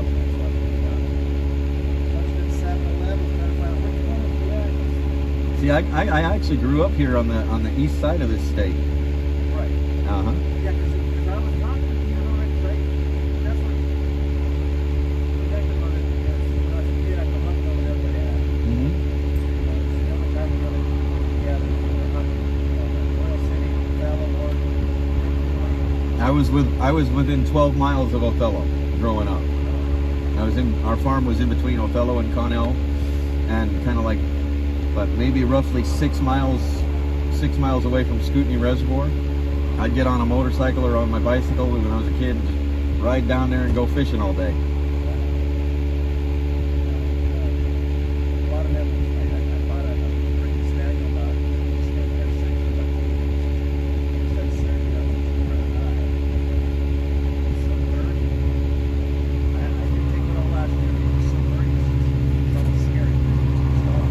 Yeah. anyway, I don't want to interrupt you there. I know you got Right. It's all good. It's nice to see you, and it's actually nice to actually have people that are watching find me out here and say something, at least say hello, because for a while, you drive around the country for hours and hours and hours on end, and you spend weeks and weeks and weeks, and you run into nobody that knows what's really going on in this country. She didn't know nothing.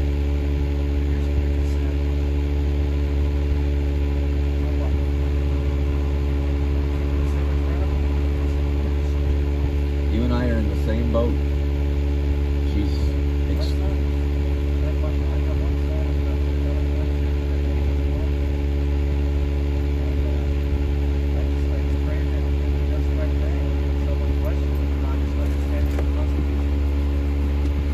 That's why.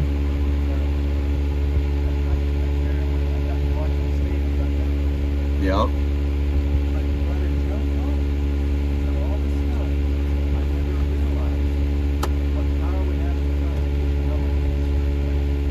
Right. And I truly believe that the understanding our founding fathers is what's made of many good friends. You go back, you see the work, Yes. I got the one, my brother got one. I'm so excited about it. I read it. They have more stuff in there, like the art generation, I think. But they talked about everything that led up to them having a new land. And nothing to do. Very little to do with taxation. It's oppression. Right. It was mostly based on oppression.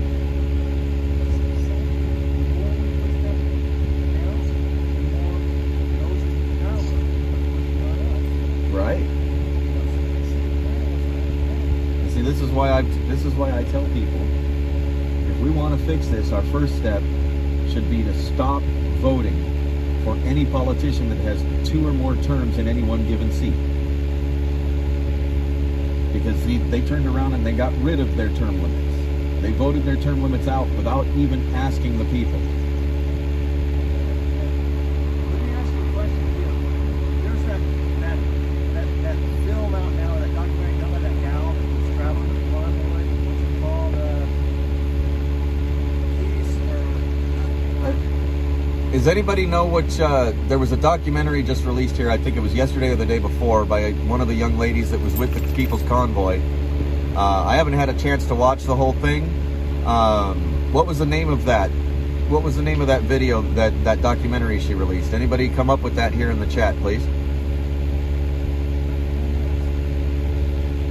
I saw so much more, even though I've been following the live stream, when the person saw there, Lindsay, all these guys, right? Maria, I talked to bouncing around, but she brought a perspective. I never saw, I never saw, I heard about the split off with here and there. When they could find those cops, and I wish they would have talked to those two people. What about the 2 people that died in that theater?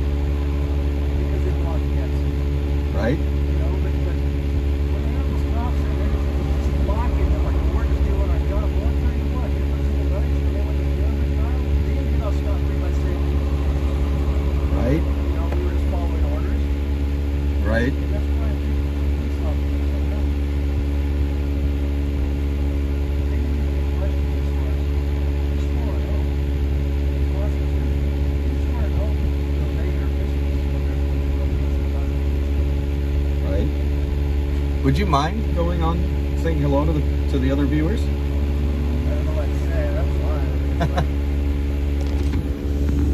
fine. I'm gonna just hand it to you, and you can actually read what they're saying right there while you say hello to them. This is kind of weird for me. Hi, I'm Jeff Winter. I don't know what's not looking at me. Where am I at? There it is. You can see yourself on the screen. There it is. All right. I'm just a hard-working American. Pay my taxes, and just really deeply troubled with what's going on in our country. But more so, as I study and I find out that our power is in the Constitution, I'm deeply troubled by people when you show them that they look at you like a deer in the headlights. The apathy is what's killing America. But I don't know what we can do, but except just keep trying to tell people. Right. So Keep spreading the word. I didn't really read what they're saying, so Puget Sounder. Hello, Puget Sounder. Puget Sounder. So little big red.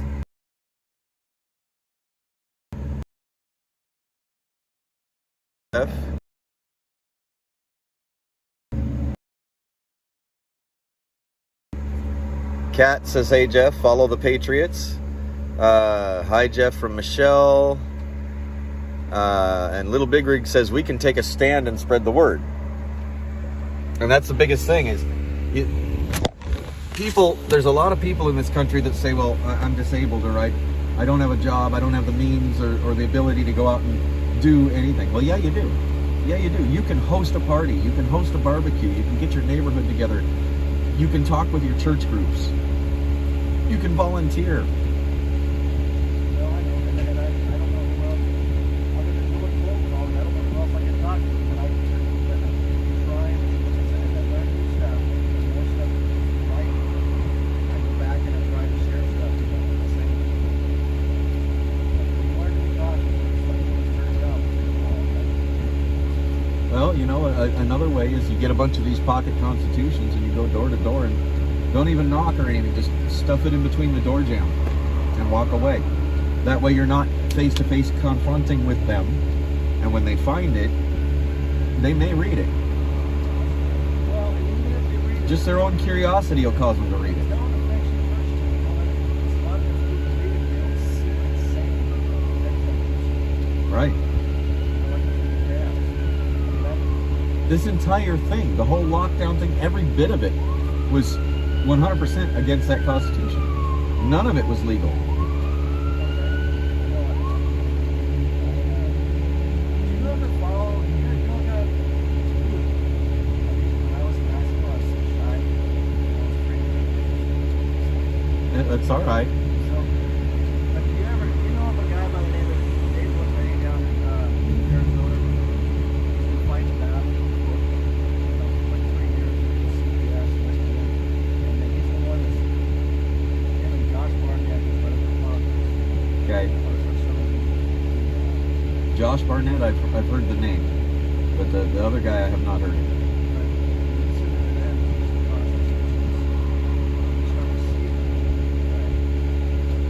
In other words, it's like we don't need lawyers for the church. We just read what it says. Right? It's like our Supreme Court justice and Article 3. It's Article 3 Supreme Court justice. They don't swear an oath to interpret the Constitution. They swear an oath to uphold the Constitution. Right. And because of our ignorance, we're allowing them to tell us what the Constitution says.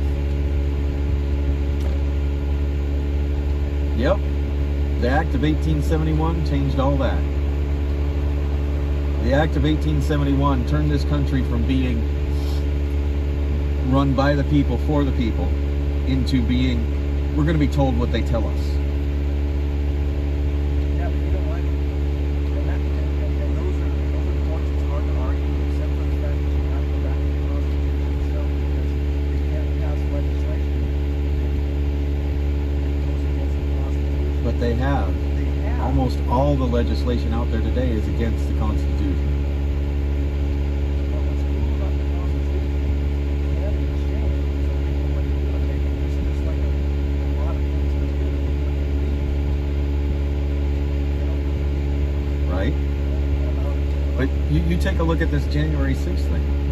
The people that went in some of them thought that they were actually going to be part of that change that day. That thing that our Constitution allows us to do is to go in and change our government by any means necessary. And that's what they were doing that day. Regardless of whoever started what and what the intentions were, regardless of the fact that the officers actually opened the doors and let them in, you know. So back when I heard about the convoy, well, actually, this is kind of cool. When I heard there was going to be a rally in Washington State, I said, you know what, I can do that. So I went out and I spent 2 days trying to figure out where to move my truck. I was very active. 5 or 6 months, I had to do that, going back was Yeah.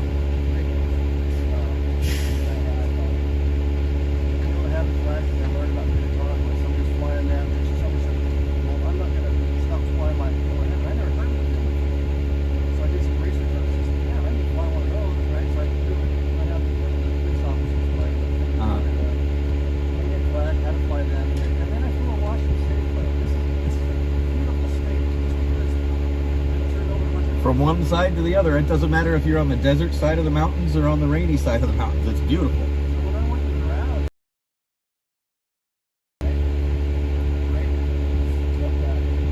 one person said, "Why do you fly the Washington State flag?" He says, "The reason I'm flying in there is part of our country, right?" That's it. And it's part of our heritage. I mean, Washington is a state that has been around since it was, you know, basically adopted into the Union, okay? And it always was a red state. So was Oregon for a long time. You see what happened. Well, hopefully someday maybe we'll Yeah. I went down, I met Santa down there. And I'd like to say tonight, he said, you know what, somebody done something. Basically, breaking up truck. You know what I'm saying? He said, somebody done something. I love everybody until they show me why I should not. Because everybody's fighting. The main thing is everybody's got different ways, but when I see the division, why is everybody's got personalities? You like to follow this and follow this, let's come together for the main cause. Right. And the other thing is, you know, when two people may not agree on anything, right? They may have completely opposing ideas, but unless they sit down at a table together and talk, they'll never find that common ground. And that is what this country needs, is for the people to come together and find the common ground, because we're never going to see a change until the people have a common ground and move forward with it. Because it's the common ground that is going to save this country. And that's why freedom of speech is hard word saying nailing the right. Okay? Because that's how you come together. You don't know what people think, let's talk about it. And what does the adversary do? Keeps you from talking. Right? They try really hard to keep us from talking. Just like they've actually put the FBI at my door 3 times now since the convoy came through Oregon. Really? Not because of January 6th. Nope.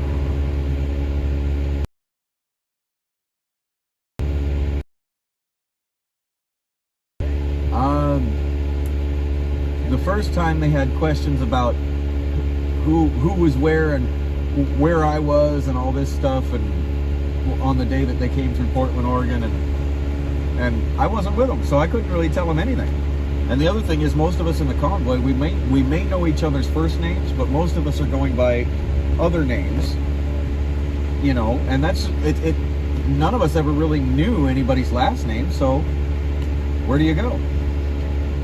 What do you really want to know? Yeah. You know, I got nothing I can really tell you. And that was the first time they came out, and they harassed everybody in the neighborhood. Then they called me, and I had that conversation with them. And at the end of the conversation, I said, you know, you really don't need to be going out to my place. Just call me. Oh yeah, we don't have any need to go back out to your place. They came 2 more times after that.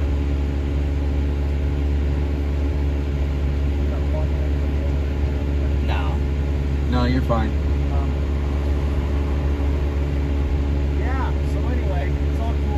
Yeah. It's It's a form of intimidation trying to shut me up.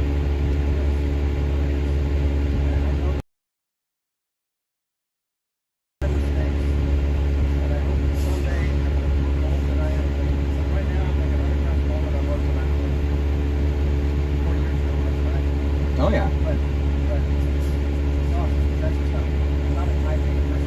Right. I'm my youngest son became a prophet, so this is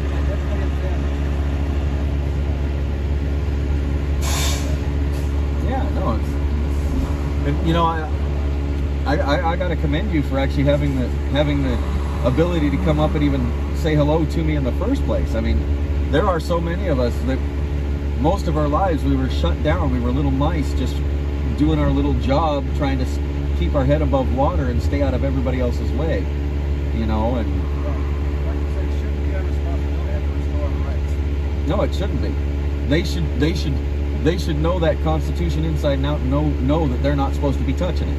Because it was put in place to protect us from our government, not our government from us. That's the one thing I'm going to do today. What you're reading, you're really pissed off that they're doing this to us, but at the same time, it's just you have to be, I think it's the right word, you have to have a spirit of humbleness and weakness. Maybe they don't know. So Right. we show them what it actually says, and then when they harden their heart, then it's time to be nasty. Right? You know, like when I say nasty, I mean writing letters. You know, they put them on record for lying, going against the oath, which is another thing I love to read that Constitution. You know, Section 6, where they have to swear by oath or affirmation. Right. And I thought, well, what's that? I mean, obviously That's there's a difference, when they right? swear by oath or affirmation, the oath that they are swearing to is the same one that every one of us veterans took. It's the same one that every law enforcement in this country takes. It's the same one that every judge in this country takes. Here's the important thing to understand, the difference in why it says oath or affirmation. Because what it also says in the Constitution is you can hold off, but you can't be based on whether you believe in God or not. Right. So an oath is you're swearing before God that you're word in your word. But by affirmation, it's almost like saying, I don't have a God, trust me.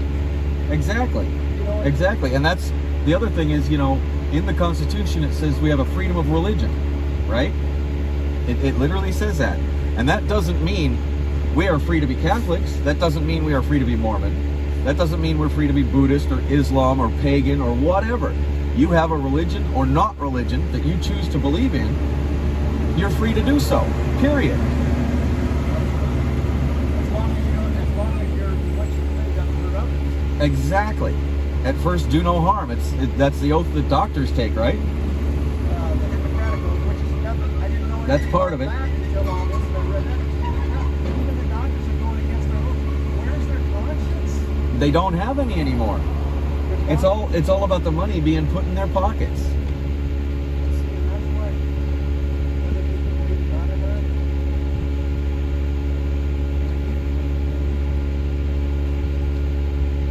question where you're going to spend your time and your conscience. So I'm not having that's a whole other thing. Right. How many people have taken that guy right there? When I watched all that stuff, and he was telling me, well, we need numbers. We need numbers. In a democracy, you need numbers. In a republic, you have the law of the land. Right. You know, so we can take groups. This is that also goes to something else I say. There are no parties. There is not a Republican Party. There is not a Democrat Party. There is one party. They are all working for one agenda. They make a great show going like this with each other, at fighting with each other or duking it out verbally, and well, we believe this and you're not going with this, and they make it public in the media and everything else so that we see it like they're actually on separate sides, but they're not. They can't be. Not if this one agenda keeps moving forward, but everything else that either side is asking for, that their people are asking for, is not getting passed. Only the agenda keeps getting passed. You know, on that note, too, when it comes to people that run for office,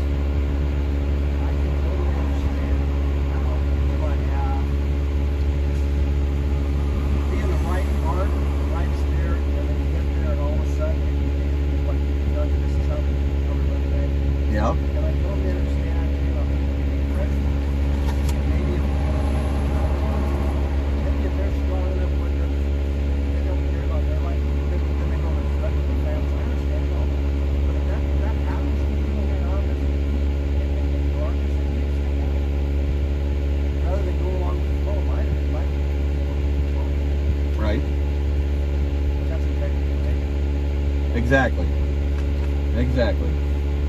And that would mean that they would have some kind of moral system too, right? That's a term that I heard of.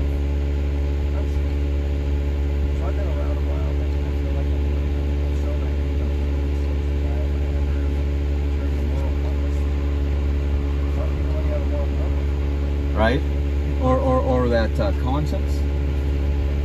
Little, you usually got a good angel on one shoulder and a bad angel on the other shoulder, and they're going like this at each other through your ears. And which one do you follow? Well, today it seems like most of these people ain't got one of those either.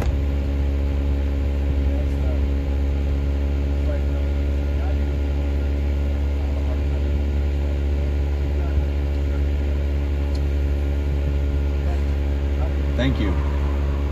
But I don't have it. And I know one thing, years ago when I was telling this stuff, I have to memorize stuff and then I forget it. I forget it. I forgot it. You know what? This discourages me, but I know it's in there. And it just helped me so that when I need it, I got it. Right?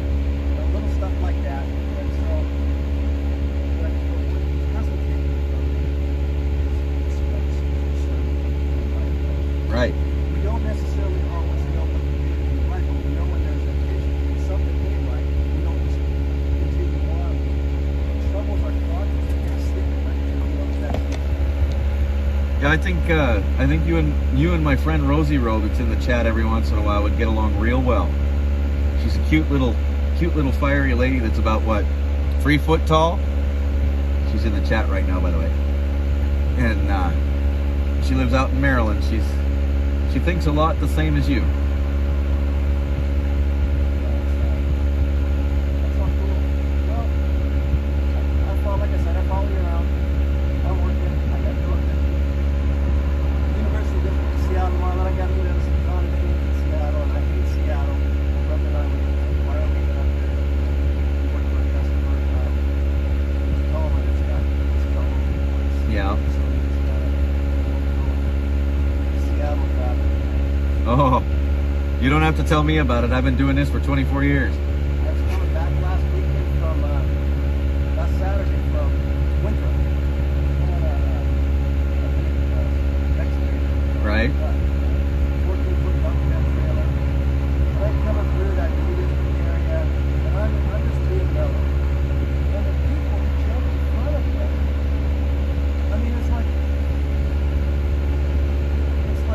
that 150 feet or 200, whatever feet I got between here. That's my space to say you stay out, still not comfortable. And when the big car comes in front of you, take an exit. I told my mother, I got it up, and we're clear over to the way. Yeah. And I said, dude, when you pull over, you're recording. I'm going to have a conversation with cops. I don't know what I'd say other than, I Right. don't know how you guys do it. I mean, it's just like when I'm driving down the highway, and if anybody comes in any closer than that green pole across the street, Yeah. they're in my kill zone. Because this thing do not stop. Not easily. Well, anyway, so Black Wölf is going to go play. It was nice meeting you, yeah. I pull a load out of Fife. Just you go up this street to the next light and you take the right, and it's down almost to where it tees. There's a company down there that I pull freight out of regularly, so I'm up here all the time. You know me now, so Yeah. I don't even get out. I don't even know of a place where I can take dinner or something. It's all right. We don't have to. Just having a nice conversation is a good thing. What's that? Not a follow. You know what?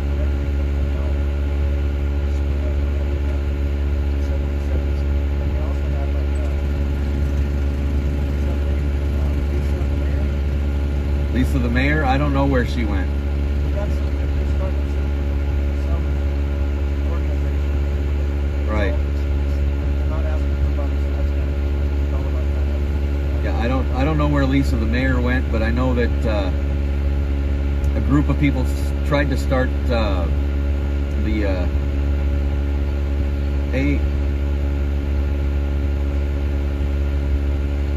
USLA. Yes, that's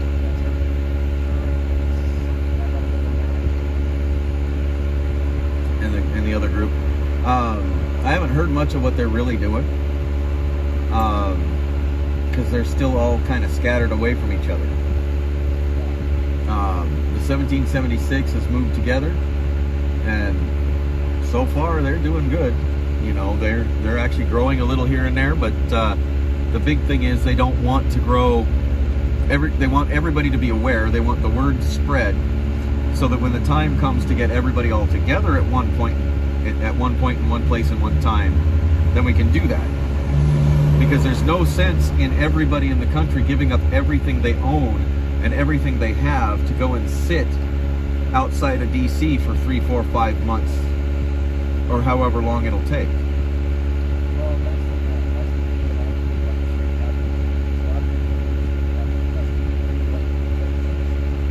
Right.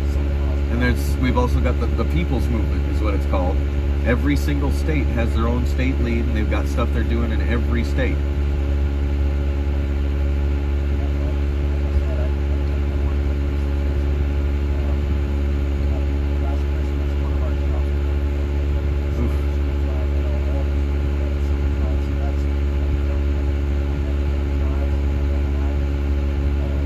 You guys had insurance coverage on it? Yes and no. It's a big long story, but between having it covered for one thing, the license literally almost doubled in 2 years. You know, so it's not like they're up on our insurance company. Right. All right. Well, it was nice meeting you. It really was. You have a good evening. All right. Thank you for coming out. You too.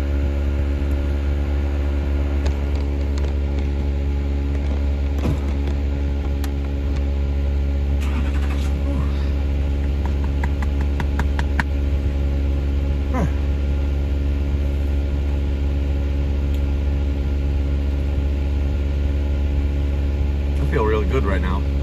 Really good.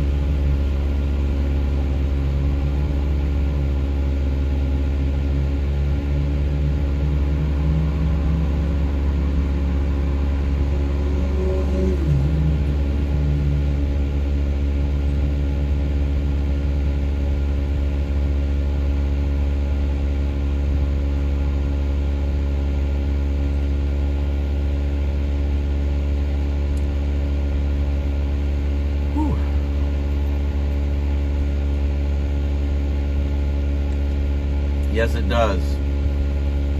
And it's also kind of a shock every once in a while when somebody finds you out of the blue and drives up and literally says your name and you've never met them before.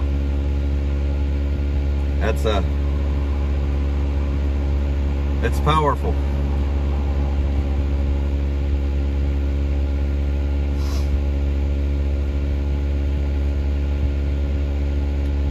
And in the Seattle area of all places, right? Crazy.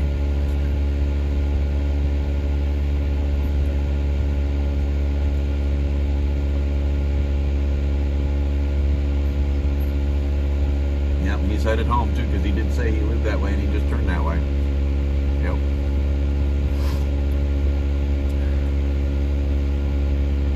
Whew. If someone like that is living in this area, and I can just have them randomly find me like this, that gives me hope that all is not lost. Could you guys hear him all right? I don't know if you were able to hear him very well over that fan and the other sound, the other noises around everywhere.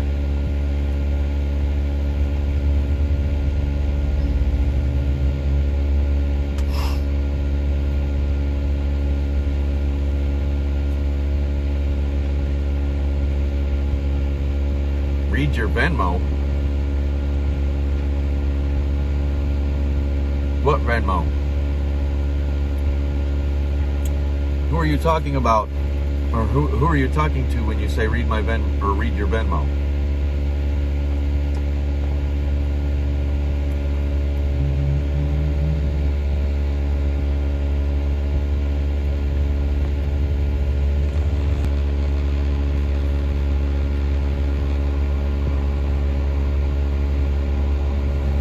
Carol Stevenson.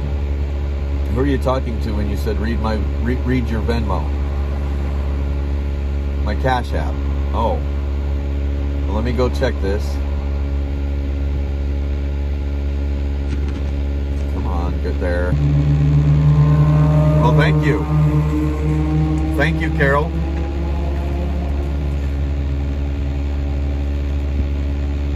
Thank you. That'll go towards getting a little bit better equipment for the live streaming.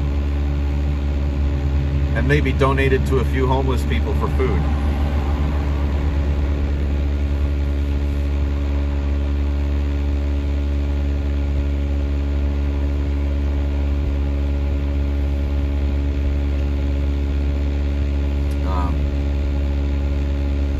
Yeah, thank you very much.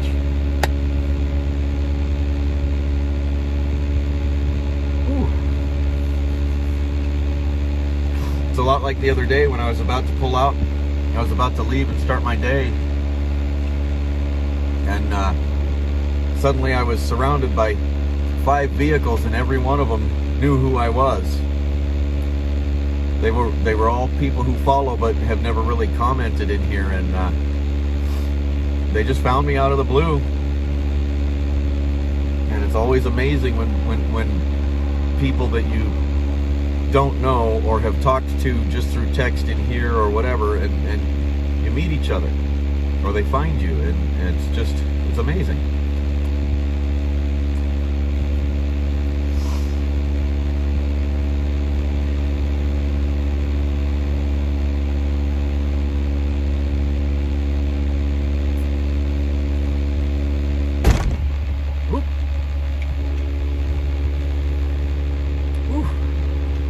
So how are all the wolf pups tonight? Enjoying your dinner?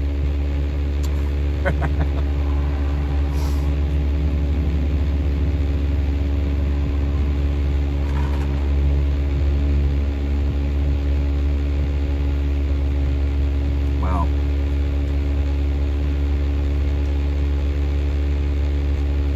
I'm sorry, guys. It may take me a little bit to get back to myself here, because that always takes me by surprise, takes the wind out of me. It's definitely one of those powerful moments that you never forget.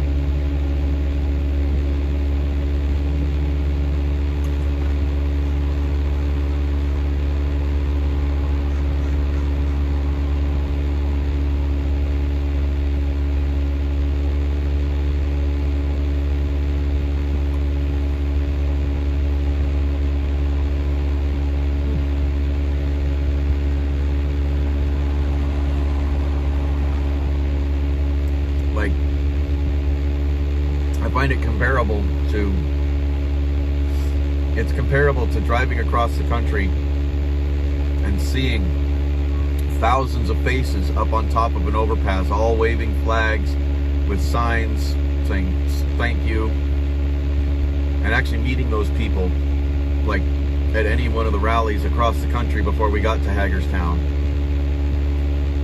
It's yeah.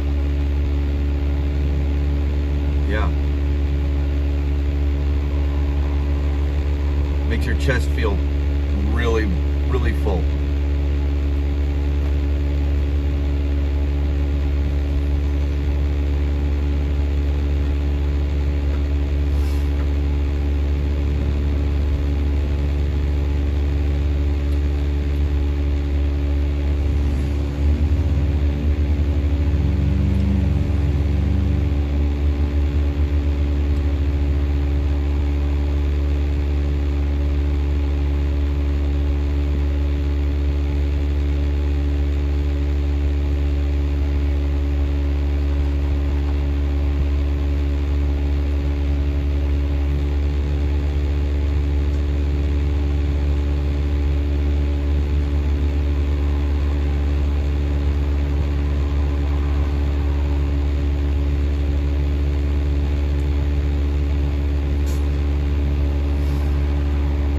Well, Jen, that's why everybody in here should be sharing these videos. Share them everywhere, because eventually the people will see them. Maybe not in time, but they will see them.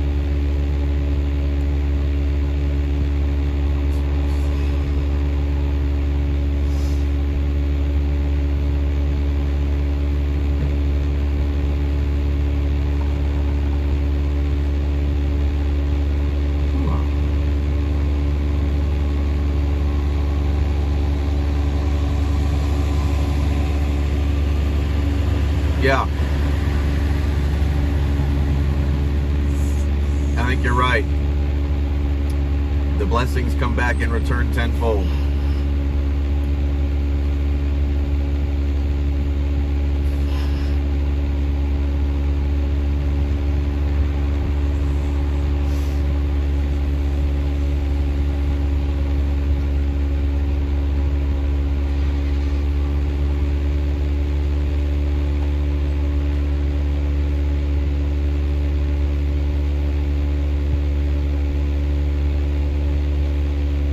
Did I get my hair cut? No. Needs a shower, but no.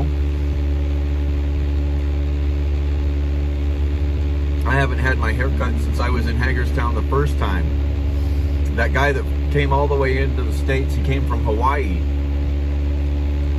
He came from Hawaii and he bought an old junky RV to start from California and come all the way to Hagerstown with the Convoy the first time, and he did, right?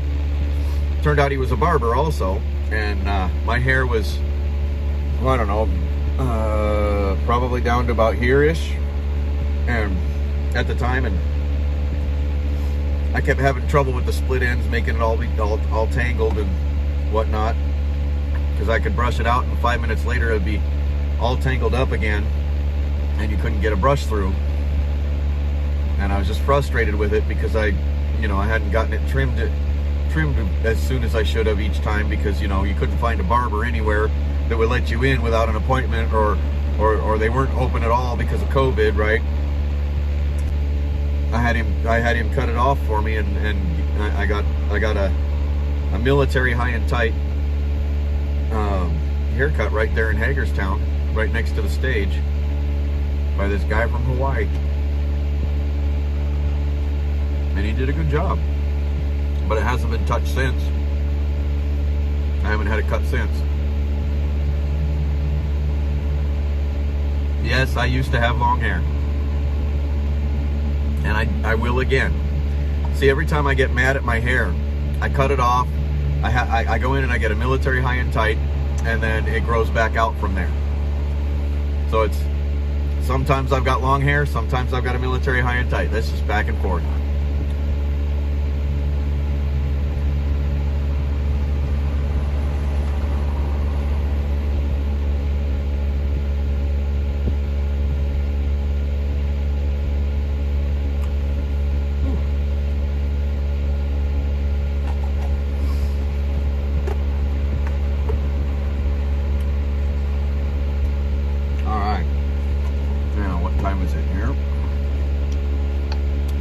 Reset this.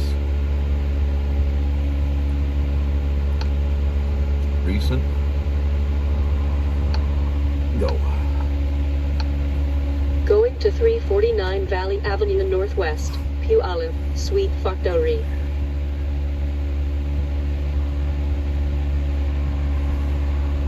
All right.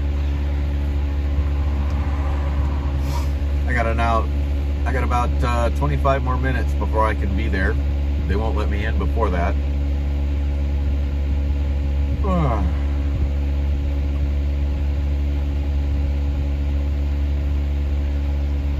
Wow. I'm still, wow.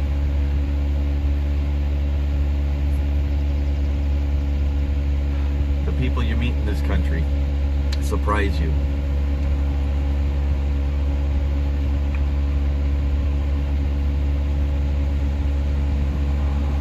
That gives me a lot to think about tonight. When I go to sleep tonight, I'm probably going to sleep extremely soundly too, because now my faith has been restored a little bit for this area of the state. So not everybody here is from Chaz.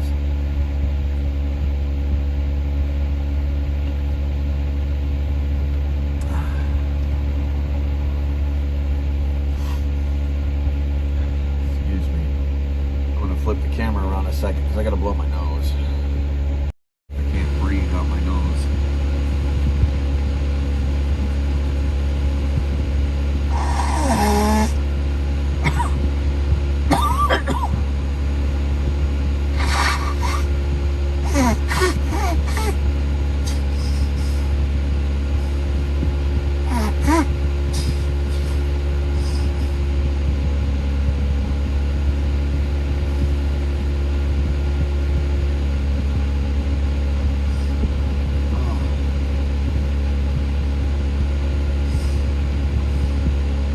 They're not boogers, Cat. They're not boogers. They're more like bricks. Because the allergy count, or the pollen count out here today has been sky high.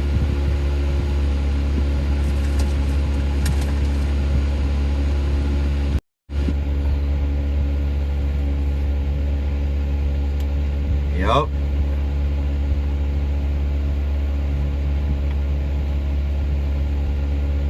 Well, yeah, Shelly, you did, because, you know, ever since I was little, people have accused me of being an elephant. They could be clear across a school building, and they hear me blowing my nose.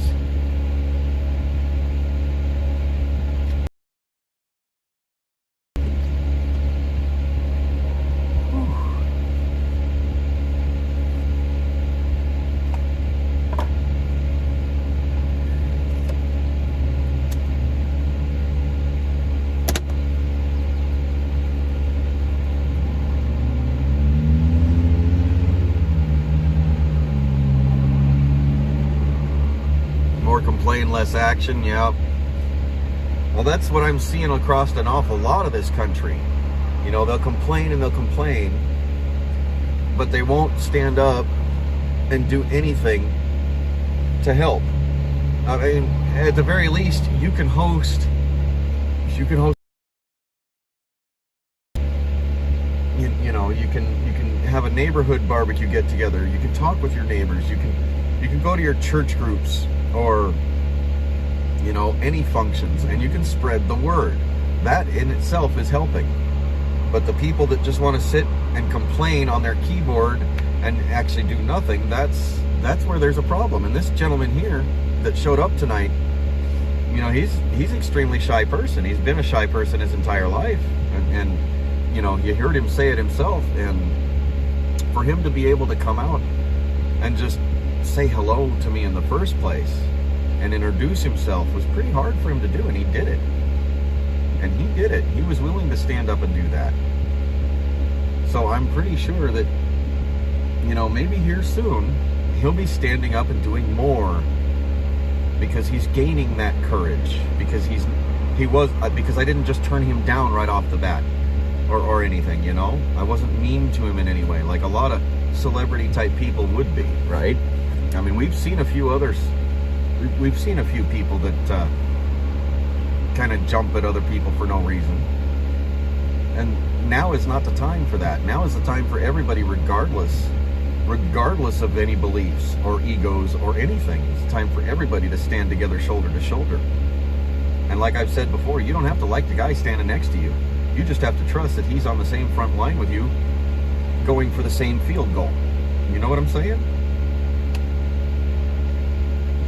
You don't have to have the same beliefs. As long as you're fighting for the same goal, what's the point? You're both going for point B. There's point A and there's point B, and you're both going for point B. Period. That's all that really should matter.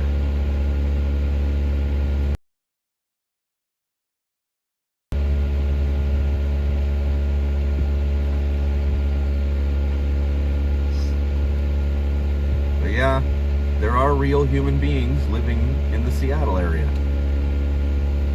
It's nice to know, and it's nice to meet one.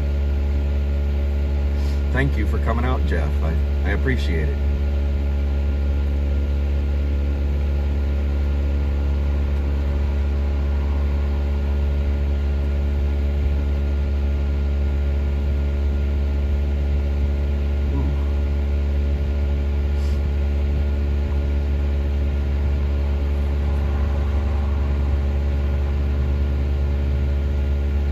That's the other thing. If you have a printer, if you have a computer and a printer, you can print up flyers. You can print up flyers and get them distributed out. You know, and even if you can't, even if you are, say you're disabled and you can't leave your house, right? Or at least not too easily. If you've got a computer and a printer, you can print up flyers, and you can have anybody that lives locally that is in a group with you come and pick them up and get them out and distributed. There's a million and one things you can do to help the movement.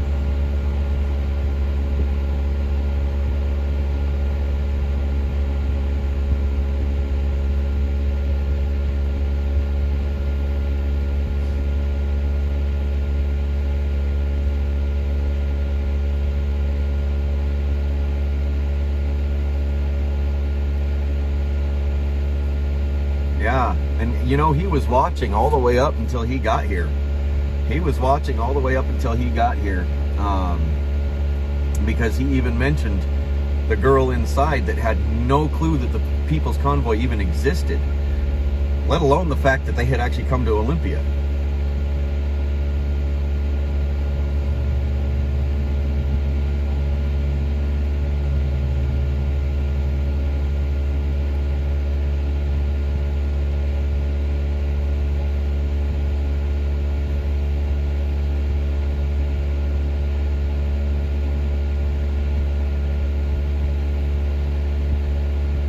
Yeah, that's a good thing there, Little Big Rig. It is good.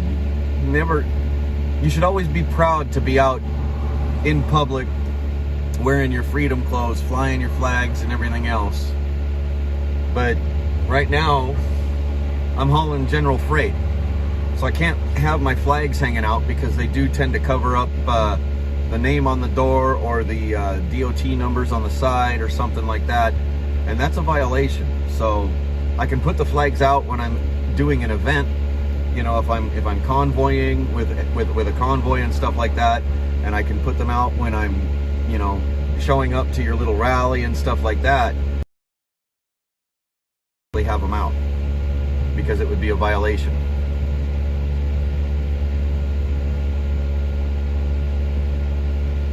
I mean, I could put them on other places on the truck, but then they'd get torn and tattered even worse than they are, a lot faster. And especially in areas like this, I'd probably risk having someone either rip them off or burn them while I'm sitting here in my truck and not even know they're on fire.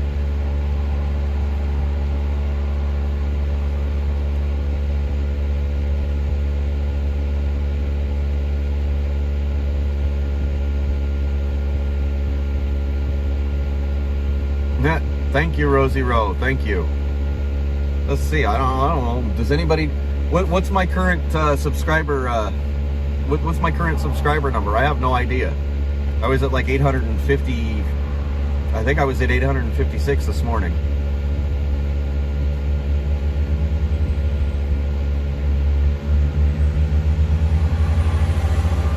Yes, Little Big Rig. I can buy flag stickers. I can buy flag stickers and put them on the truck. And as a matter of fact, there's a few of them that are still on the truck that are so faded you can barely even tell they're there. Not unless you know what you're looking for. Whoa, whoa. 963? That's a big jump. Nice. Today's been a good day.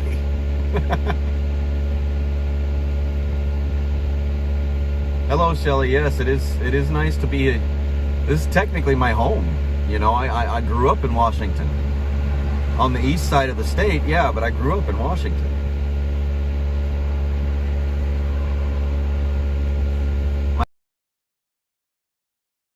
I have two sisters on the east side of Washington state.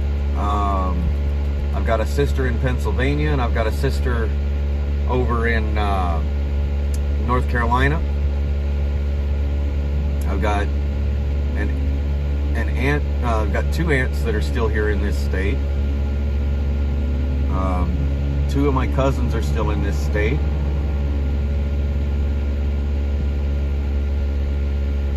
But everybody else, we're all scattered to the 4 winds.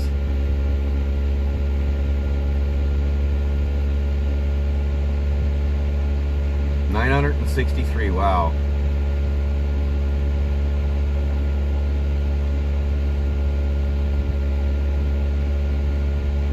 I know, Rosie. It's okay, you're learning. That's why I made you a mod in the first place, so you could learn.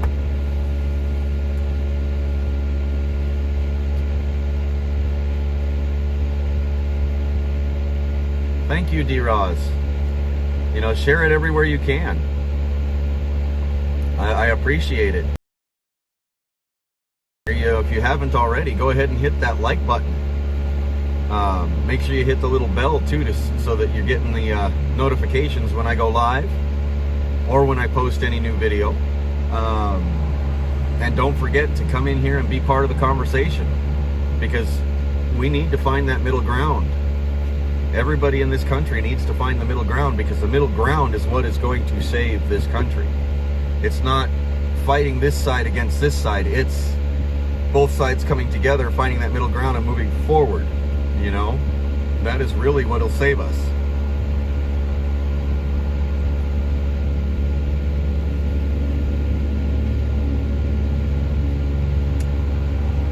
Oh, she dinged my bell. She dinged my bell.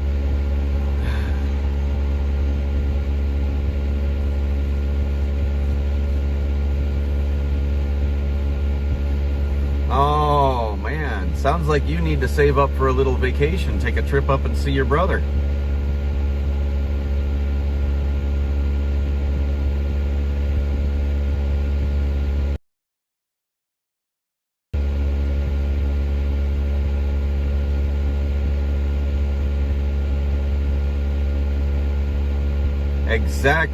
Exactly, little Big Red. It's about the heart and soul in the middle.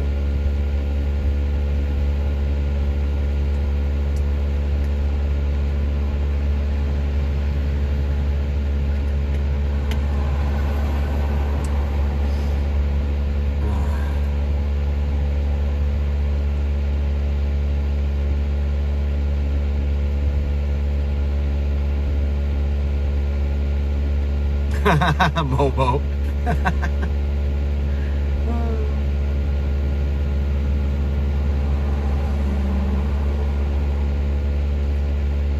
And see, once we succeed here in this country,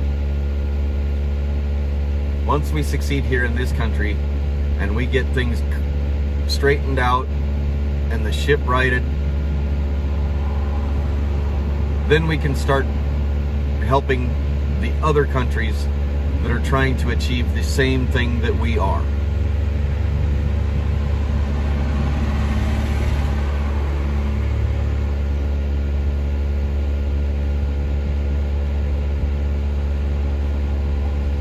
I mean, I've got friends in other countries right now, and I really wish I could help them with what they're doing, and they're fighting the same fight that we are, and I really wish I could help them. But until we have fixed our problem here, I don't see any way that I could possibly go and help them, because I'm needed to help here. This needs fixed first, then we can help. That's, I mean, but it tears me up, because I know if I could, I would.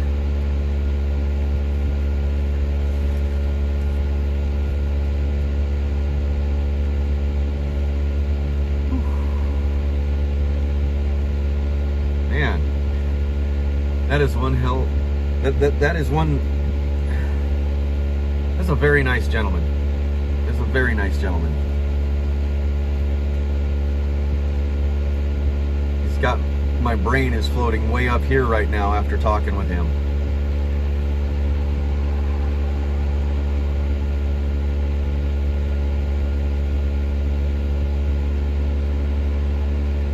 Who is that? All right, Kat, you have a good night. Good night, Kat. Take care.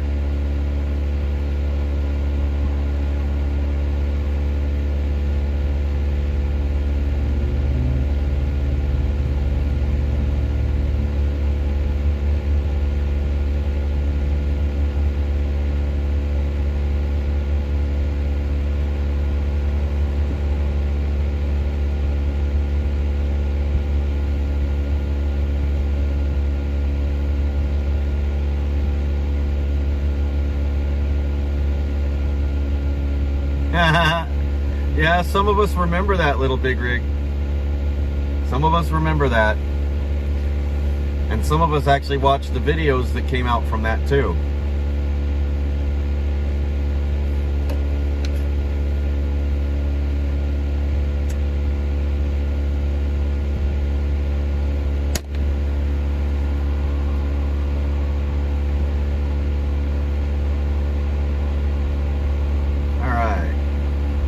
Start this truck up and get the air running again. Air it back up.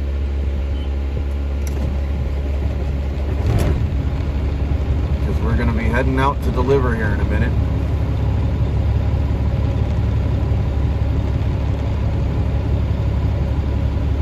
And I fully anticipate like a $400, $500, $600 lumper fee for toilet paper.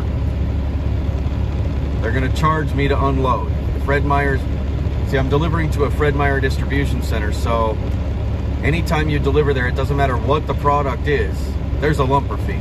They charge you to unload the truck of stuff that they ordered.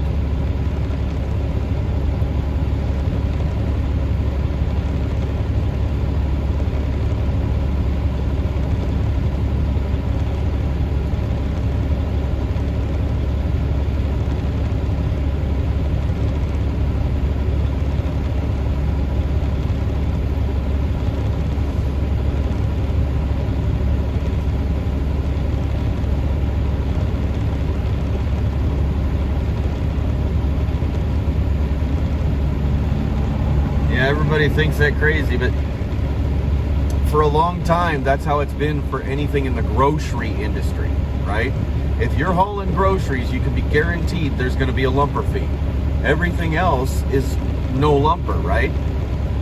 The problem is, that's the way it works throughout the whole country, unless you're going to a Kroger or Fred Meyer. Fred Meyer's is owned by Kroger. Kroger, everything gets a lumper fee. Doesn't matter if it's groceries or if it's clothing or if it's garden hoses or toilet paper. It's all got a lumper fee.